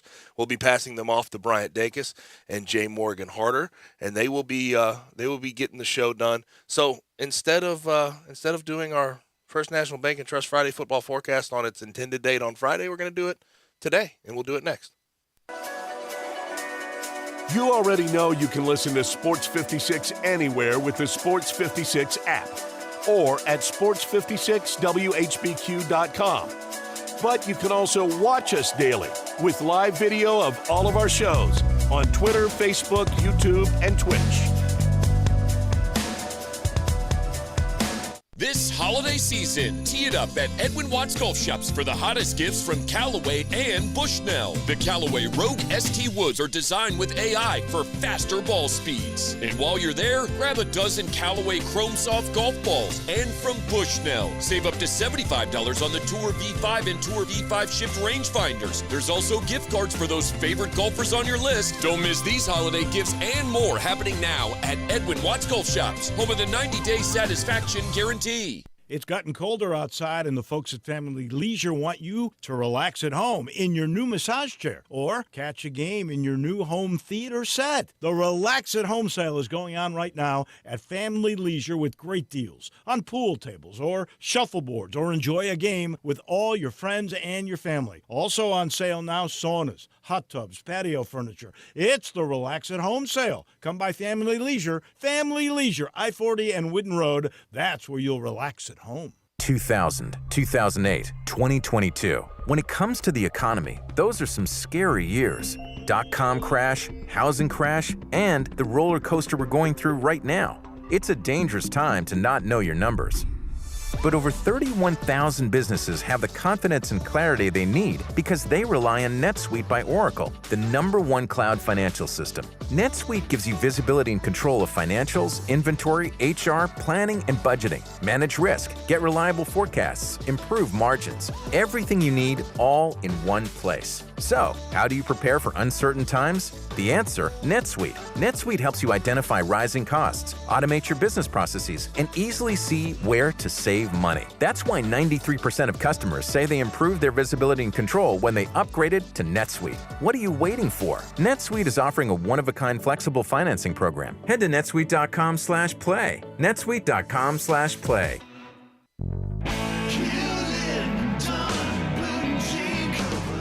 Hewlett & Dunn Boot and Clothing Company, we have it all. From handmade Amish leather belts, fine and casual clothing, boots, casual boots, work boots, fancy boots, and even safety-toed boots. Lots of cowboy hats to choose from, even Nebo lights, Orco hard coolers, good-looking duck head dress shirts, duck head caps, shorts, and pants. Tons of jeans from Ariat, Wrangler, Devil Dog, and Kimes Ranch jeans. At Hewlett & Dunn, we have a great selection of Old South t-shirts and caps. Fine clothing from dress to casual to Sunday best. Enjoy choosing from UFO's orthopedic-approved shoes. Hewlett & Dunn Boot and Clothing Company. Boots of every size, every color, every skin. Great quality Western, work, and safety toe boots. Hewlett & Dunn Boots and Clothing Company. 111 North Center Street, Collierville. Hewlett & Dunn. Hewlett & Dunn, serving you and your family since 1961. Simple, smooth, and every sip as easy as the last. Tito's handmade vodka tastes just as good with tap water as it does with your favorite mixer. Back in the day, Tito distilled, hand bottled, taste tested, sent to a few friends, then taste tested again to give you the finest juice around. No frills, no flavors, no fancy labels, just the good stuff. Just Tito's. For recipes, videos, and more, visit Tito'sVodka.com. Distilled and bottled in Austin, Texas, 40% alcohol by volume, namely 80 proof, crafted to be savored responsibly.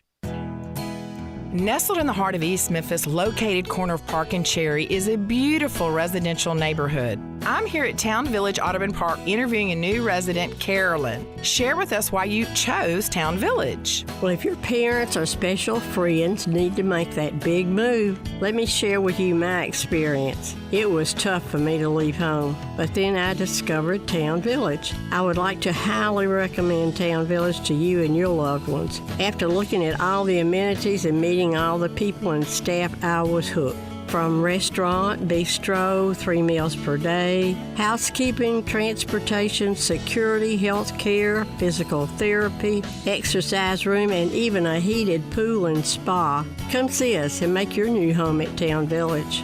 Visit us and call Daniel at Town Village Audubon Park at 901-374-7342. There's no place like home, Town Village. Friday football forecast from First National Bank and Trust, a division of First National Bank of Eastern Arkansas. Real estate isn't something you purchase or develop or desire. It's something you appreciate, respect, and know. With real estate, there's no gray area. You either know it or you don't. First National Bank and Trust, a proud division of First National Bank of Eastern Arkansas. They've known it since their beginning in 1886. Clients depend on First National Bank because they know real estate. Brooks Winchester, Bill Samish, and many more can assist you in your acquisition of that hunting land, farmland, a construction project. Let First National Bank and Trust make your dreams a reality. 775 Ridge Lake Boulevard, Suite 140 in Memphis, 901-498-5763, or the office in Collierville, or online at fnbtmemphis.com. For commercial real estate, residential construction, or recreational and agriculture financing, let First National Bank and Trust help you. They're a division of First National Bank of Eastern Arkansas, where I have had an account, been a friend, and been a customer my entire life. A lot of football starting tomorrow. We'll start with the college games, or the college game tomorrow, the Egg Bowl, and we'll have the 3 NFL games in all our picks. Gabe leads on the year with our points. He's at -1 point for the year. I'm at -5 points for the year. Bryant is at -19 points for the year. On the year, Gabe is 68-78. I am 67-49. Bryant is 60-86. There's a lot of picking left, and the full bowl season and the NFL playoffs, but it gets started tomorrow night with the battle for the Golden Egg. Thursday night, 6 o'clock, Thanksgiving night on ESPN. In the Egg Bowl, Ole Miss leads all-time 64-48-6. We'll never have another tie again. 31st time these two teams will be playing on Thanksgiving. Ole Miss leads that 16-13 with 1 tie. Quinshon Judkins leads all SEC backs with 1,385 rushing yards and a whopping 16 touchdowns. Ole Miss has not won 3 in a row in this series since winning 3 straight in 02, 03, 04. That was 2002, 2003, 2004. Will Rogers, all-time career leader in completion percentage with 71% at Mississippi State. 13 straight bowls for Mississippi State, and we know they are going to win. Gabe Kuhn, your pick. Here's my fear with Ole Miss. I think, one, the distractions. I think, two, I wonder offensively how they're going to game plan a Zach Arnett defense. Zach Arnett defense, very, very good, stout against the run. That's what Ole Miss has wanted to do. They are up near the top of the nation in rush yards per game. I'm actually going to call for the straight upset here. I'm going to go Mississippi State by 3. State by 3. Bullies win straight up. Bryant. Against my better judgment, I'm going to go with the Rebels. Against my good judgment, I am going to go with the Rebels to win 31-27 in a wild one in a close game and barely get over that number. On Friday afternoon, Arkansas travels to Columbia. 2:30 CBS game. The borderline rivalry. Arkansas 3.5-point favorite.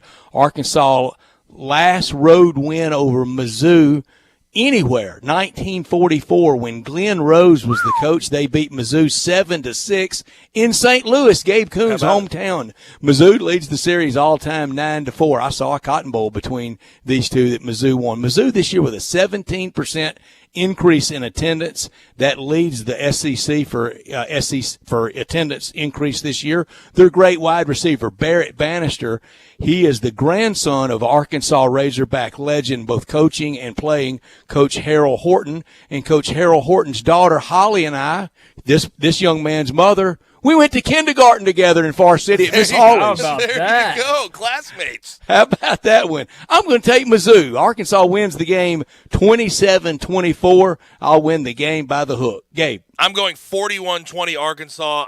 Mizzou, I think, has been a fine story. I like what they've done this year. They've been okay. I like Luther Burden as that 5-star guy. He's come in. He's made some plays. Brady Cook's been okay. But Arkansas, I feel like after last week, they have their wits about them. They feel good about where they're at to a certain extent. I think KJ Jefferson has a big game, and Arkansas rolls.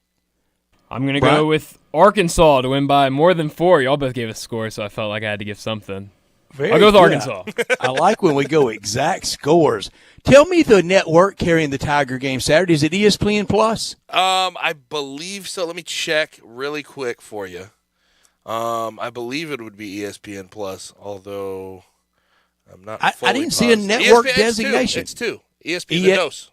ESPN2 Saturday afternoon in Highland Park, not far from the George W. Bush Library on the campus of SMU. The Mustangs a 4.5-point favorite over the Memphis Tigers. 9 straight bowl games for the Tigers. That is quite exceptional. It really is. Tanner Mordecai, 8th in the country in TD passes for the year. Tigers lead 16-4 all-time in this. 10-4 all-time in this series. They first met in 1976. The Tigers won 27-13 that year. Lloyd Patterson at quarterback on a 7-4 Tiger team that may have been the best Tiger team ever. Seriously, sometime y'all go through the record books and look at those 4 losses. The Tigers were so close to 11-0 that year. That was and they beat SMU that season.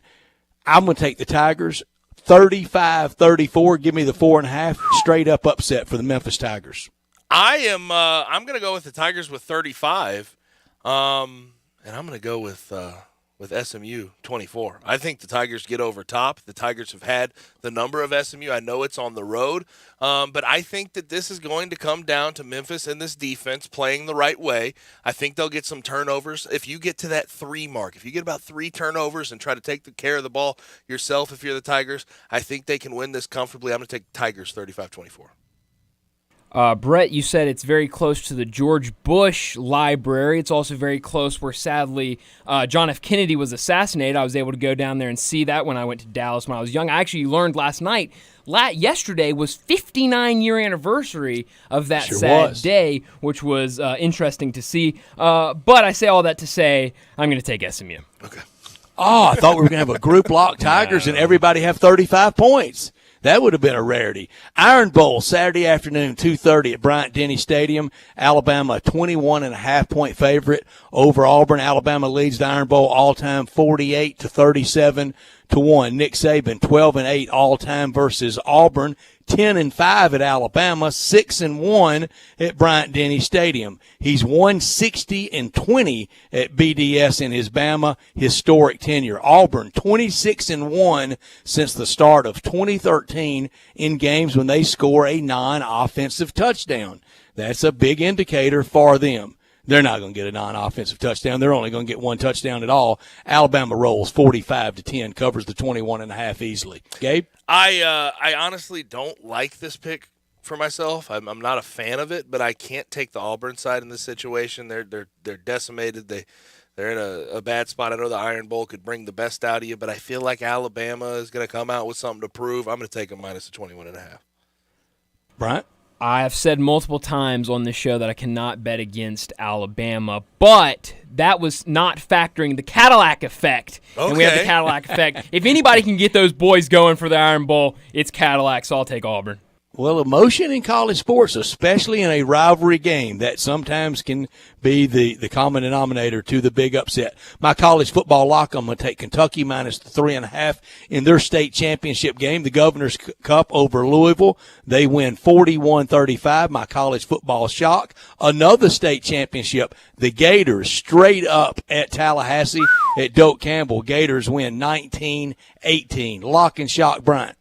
For my lock, I'm going to go Arizona minus 4.5 over Arizona State. And for my shock, we're going to row the boat and take Minnesota plus 3.5 over Wisconsin, Ski-U-Mah. I love both of those. I've got to say, Bryant, great minds think alike when Thank it you. comes to the lock. I'm going to take Arizona minus the 4.5 over Arizona State. Arizona State completely decimated, no head coach at this moment. Arizona, let's be honest, 4-7 is a step in the right direction. They feel great about themselves. They're going to play hard. Give me them minus the 4.5. And for my shock, South Carolina plus 14.5 at Clemson. I'm not calling the straight up upset, but it's going to be close. One possession game at the end, and I think Clemson pulls it out. Your setup was great. I thought for sure it was going to be straight up. NFL starts tomorrow with all three games we will pick, then into Sunday and then into Monday night. We'll pick Monday night's game on Monday at 5:30 in our Monday night football pick and preview. That'll be Indianapolis and Pittsburgh. But tomorrow at 11:30 in Detroit. Thanksgiving Day, it screams Detroit. The Lions are 37-43-2 all time on Thanksgiving Day. Ironically, not playing tomorrow and they've never played Jacksonville, the lone NFL team to never play on Thanksgiving Day. Buffalo 5-4-1 all time on Thanksgiving. The Lions all time 4-6-1 against Buffalo. They first played in 1972. They last played in 2018. Buffalo a 9.5-point favorite on CBS tomorrow. Lions win straight up 17-14. Wow.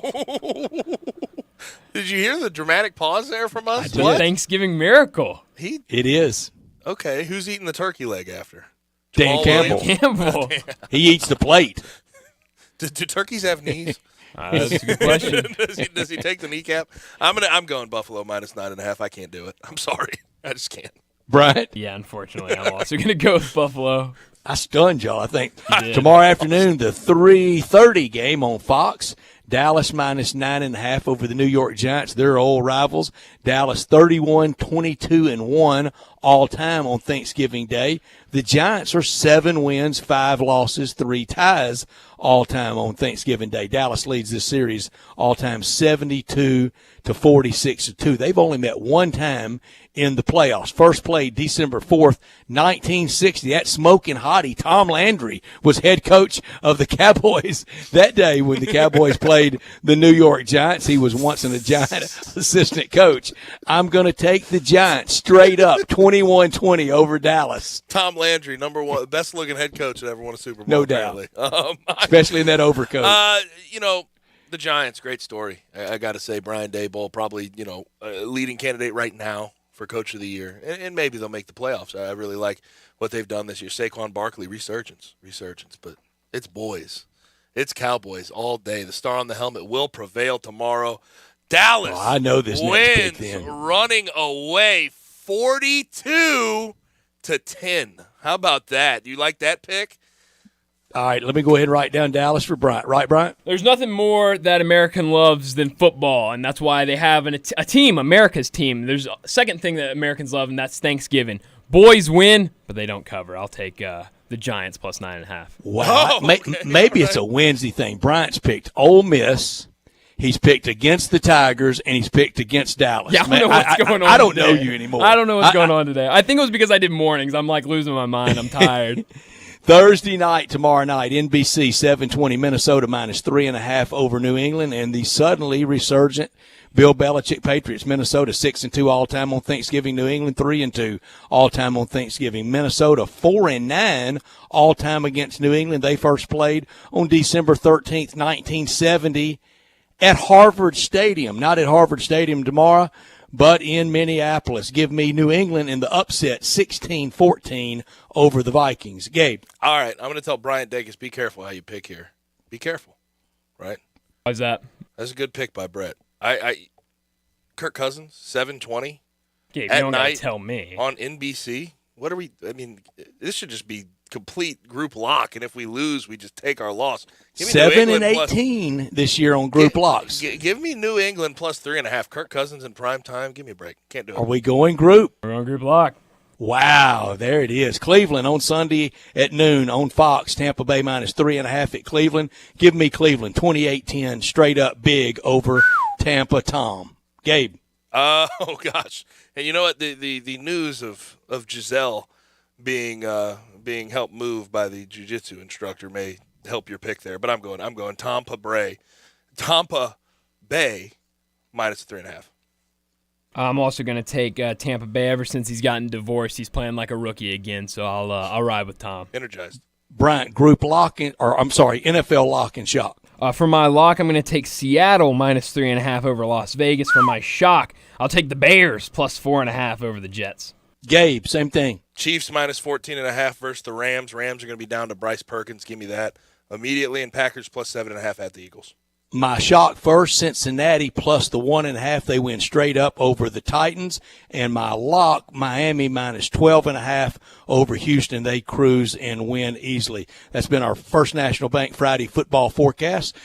Proud division of First National Bank of Eastern Arkansas. For all real estate, commercial, ag, hunting, recreational, contact them at fnbt.com. Been in Eastern Arkansas since 1886 and now in West Tennessee. Call them at 901-498-5763. Solid, secure, reliable, stable, and consistent through all these years. You're looking for lunch or dinner over the weekend? I have a place for you to go. That's Central Barbecue, where smokes their sauce. 5 different locations open daily. Midtown on Central Avenue, that's the OG.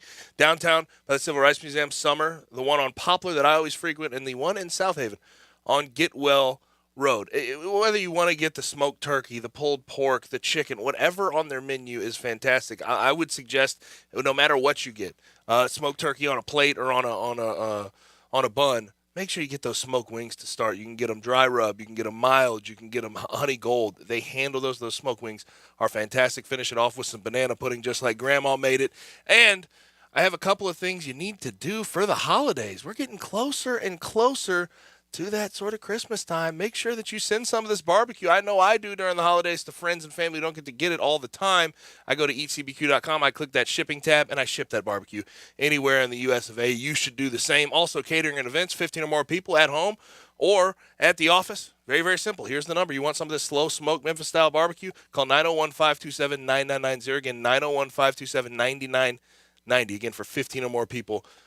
For catering, but lunch or dinner over the weekend, 5 locations. Midtown on Central Avenue, downtown by the Civil Rights Museum, Summer, the one on Poplar, and then the one in South Haven on Getwell Road. Central Barbecue Smoke is their sauce. Let's go ahead, get to our final break of the day. When we come back, we put a wrap on this show with Taco Bell Crunch Time.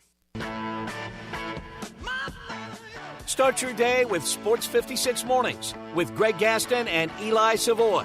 Weekday mornings from 7 to 10, right here on Sports 56 and 98.5 FM.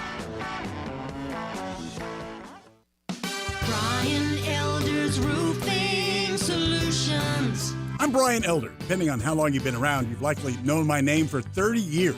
Perhaps for my 20 years as the morning show on Kix 106 as the Young and Elder Show, or my 15 years at Brian Elder Roofing. So obviously, my reputation means everything to me. One terrible customer experience could tarnish a third of a century of goodwill. My reputation for quality and strong relationships is our main focus. We're the highest certification, a platinum preferred contractor with Owens Corning. If you have a business or a commercial building, we're the highest certification for warranties with GAF and Mulehide products. We don't come at you in sales mode. If you got a problem, sometimes the solution is just to fix the problem. Call me right now. I'll come out and see you today. 867-0303 or BrianElderRoofing.com. Call 867-0303. Brian Elder's Roofing Solutions. Hi, everybody. I'm Dave Willoshin here for Homer Skelton Hyundai. I love to brag about my friends right at the corner of Highway 78, Lamar, and the first exit in Mississippi, Craft Road.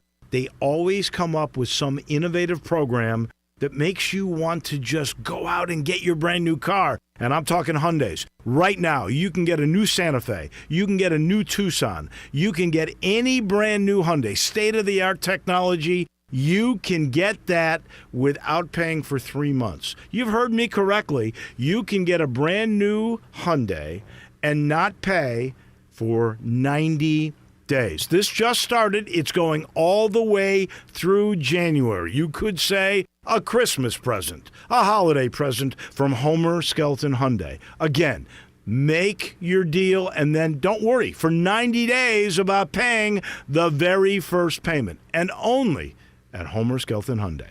Chronic joint pain has a snowball effect. It's not just the pain. What that did is just make me depressed that I couldn't get back into the gym, and I was inactive, gaining weight. I had to find another alternative. And for Chad, that alternative was QC Kinetics and the non-surgical natural biologic treatments that can give lasting relief to aching hips, shoulders, knees, and backs. Once they explained it, it made sense. Putting what we have inside our body back into us in a certain strategic way to heal up in a natural process was fantastic. QC Kinetics treatments take place right in the office. No downtime, no surgery. And as for the outcome, I'm just back to bouncing around, having fun, doing my work, living pain-free. Don't let chronic joint pain rob you of your quality of life. Discover advanced regenerative medicine at QC Kinetics. Call now to learn more. It's a free consultation. Call QC Kinetics 901-445-1010. That's 901-445-1010. 901-445-1010. Hey, Jeff Allen, the year's winding down. What you got planned before we ring in the new year at Gossett Kia South Mount Moriah? Year-end sales event is on. How about 41 MPG Highway 2023 Kia Forte LXS $289 a month, 36-month lease with $27.99 due at signing, or a 2022 Kia Sorento $391 a month, 36-month lease and $34.99 due at signing. Jeff, you're smashing high gas prices, and you got something for everybody over there. Plus, every Gossett Kia comes with a 10-year, 100,000-mile powertrain limited warranty. But if you don't see exactly what you're looking for, I'll order it for you, and you won't pay over MSRP at Gossett Kia Mount Moriah. So whether you live in Horn Lake, South Haven, Olive Branch, or Memphis, you'll be happy at Gossett Kia Mount Moriah. That's Gossett Kia South, 2680 Mount Moriah or KiaMountMoriah.com. Forte P 543,577, MSRP 22,335, Sorrento NG 149,424, MSRP 32,305. Includes all rebates and incentives. Must finance through Kia. Excludes tax, title, and license. See dealer for complete details. Offer valid through 11/30/22. With approved credit dealer stock only. Warranties. A limited powertrain warranty. See Kia.com or retailer for details.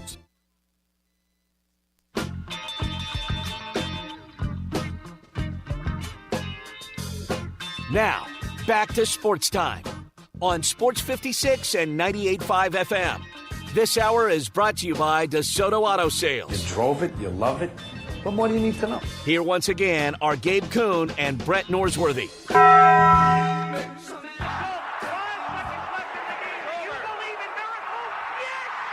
Go crazy, folks!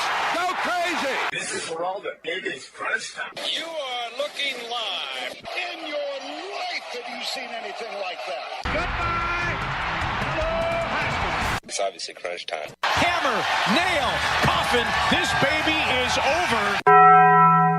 The double steak grilled cheese burrito, so good. Double the steak with nacho cheese sauce, seasoned rice, red strips, sour cream, and the 3-cheese blend wrapped inside a warm flour tortilla, with even more 3-cheese blend grilled on the top. The double steak grilled cheese burrito, it hits the spot now at Taco Bell. And at Taco Bell, when they say they are feeding people's lives with unexpected good, they mean it. Bowl food you can't get anywhere else. Brett, what I learned today is that the Rams are cooked, done, finito. It's over. They wanted to come into this season and maybe defend their title, their Super Bowl title from last year, but they're 3-7, and today they get even worse news. Matthew Stafford didn't participate in practice. He said, Sean McVay said after a hit on Sunday, he felt numbness in his legs. He's in concussion protocol, and they're calling it a neck issue. And I know this. When these things come up this late in the week, it's a lot more serious than they're leading us to believe. So Bryce Perkins is going to start, and it looks like he may start for a couple of weeks going forward. But just an unbelievably bad Super Bowl defending season from the team out in L.A. Could see it coming, too, with Kroenke. He was comfortable. They didn't really care. What I learned is Friday night versus New Orleans at FedEx Forum will be the first, quote, really need this win, end of quote, game of the year. Not must win. There's no such thing in November. There's no such thing in December, January, even February. But kind of need this one. Whipped by Brooklyn on Sunday and Sacramento last night at FedEx Forum. They've lost 4. The Grizzlies have lost 4 out of the last 5. 0-1 against New Orleans already this year. Really need this one on Friday night for the Grizzlies. What I could have done without, 7 Michigan State players are now facing charges, actual charges, from the melee in the tunnels of the Big House after their game against Michigan. Of the 7 players, Kari Crump, a cornerback, transfer from Arizona, redshirt sophomore, is actually going to get a felony charge. 1 count of felonious assault for what he did to one of the Michigan players. All these charges, they want to Michigan State put out a statement saying all charges are merely allegations. Those charges are presumed innocent until and unless proven guilty. We'll see what happens with this, but I hate, and I know what they did, and I know how bad it is. I hate that it has to end in actual charges that could affect these guys long term. I could do without FIFA, and I could do without a lot coming from the World Cup. Just imagine any sports league, any American sports league, Silver, Goodell, and whoever that guy is, this commissioner of baseball, Manfred. Imagine them doing what FIFA's done at the World Cup. Don't protest, no armbands, just shut up and kick it. Just shut up and dribble. And all the soccer do-gooders that lead the revulsion on so many things about American sport, get out of here. I'm so tired of dopey soccer. I've never really liked soccer growing up. Doesn't mean I hate all the people in it, but I tend to agree with you, especially the people that watch FIFA and then talk trash on a lot of other leagues around the Americas. But also what I could have done without, Bears quarterback Justin Fields says he has a separated shoulder. That's not good. Set him down for the rest of the year. He's already shown you what he can do. Take care of him. He's the franchise. He's shown what he can do for you. What I'm looking forward to tonight, we have Arkansas and San Diego State in the Maui Invitational. Tomorrow, Tigers. We get to see Tigers versus Seton Hall, beginning of the ESPN Events Invitational, and, of course, all 3 of those NFL games. Got the end of Maui, Arizona, and Creighton in a good one in Arkansas later. Got Orlando tomorrow morning. All these rivalries around college football. I like my Egg Bowl just like it is, and we'll get it on tomorrow. We'll come on there at 4. Kickoff will be at 6. NFL also on Saturday. TCU. Can they avoid a upset, another bad start? End at the end, USC Notre Dame Saturday night. And is Alabama really out of the playoff picture? And also, if you're into AAC football, Tulane versus Cincy to decide who goes to the AAC championship. That's a fun one. And we are. Keep an eye on it.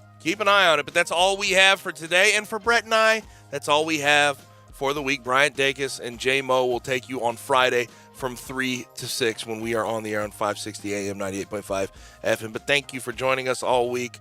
Thanks to Alex Kuhn, Greg Gaston, Steve Earhart, and Kevin Sweeney for their contributions to the show. But for Brian, for Brett, I'm Gabe. Be easy, stay safe, and have a wonderful and blessed Thanksgiving Day.